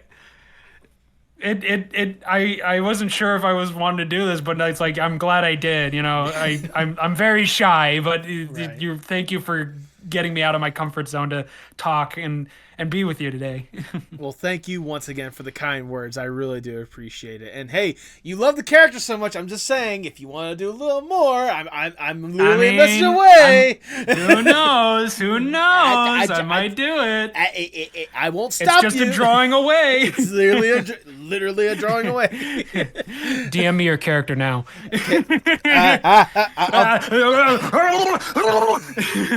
I'll DM you after the podcast. Okay. Yeah. Now, if people want to know why exactly I have been gushing about you this entire time, go ahead and plug your stuff for the people at home. Right. Okay. So, well, if you would like to see me post more things like art, music, check out my YouTube channel, notsweetdandy, which is the same as my Twitter, notsweetdandy. I am mostly active on Twitter most of the time, posting art. I do have link tree on my Twitter, so that's kind of where you can see my comics, my commission list if you're ever wanting to commission me when I'm open, and yeah, that's pretty much it. Just check out my YouTube, check out my Twitter. That's kind of where I'm mostly active on at the time, and yeah, stay sweet and stay dandy. There you go. I was going to say, I don't know if that's how you want to end it on or whatnot, but do you have any final words before we sign off? Let's see.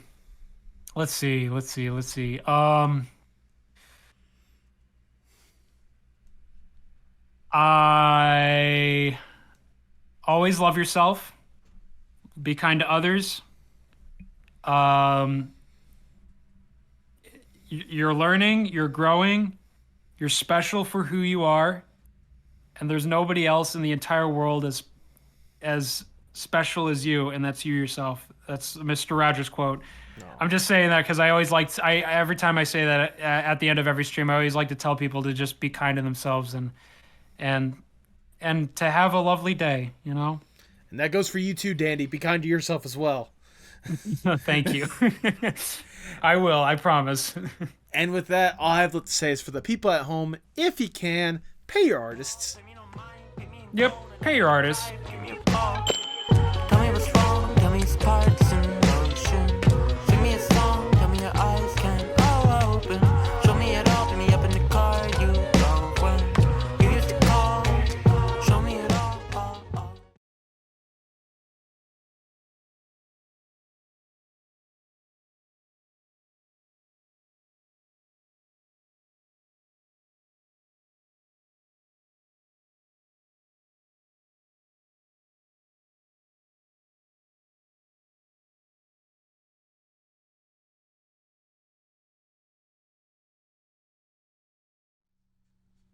Thank you so much for sticking around to the end. If this is your first time listening, I greatly do appreciate it.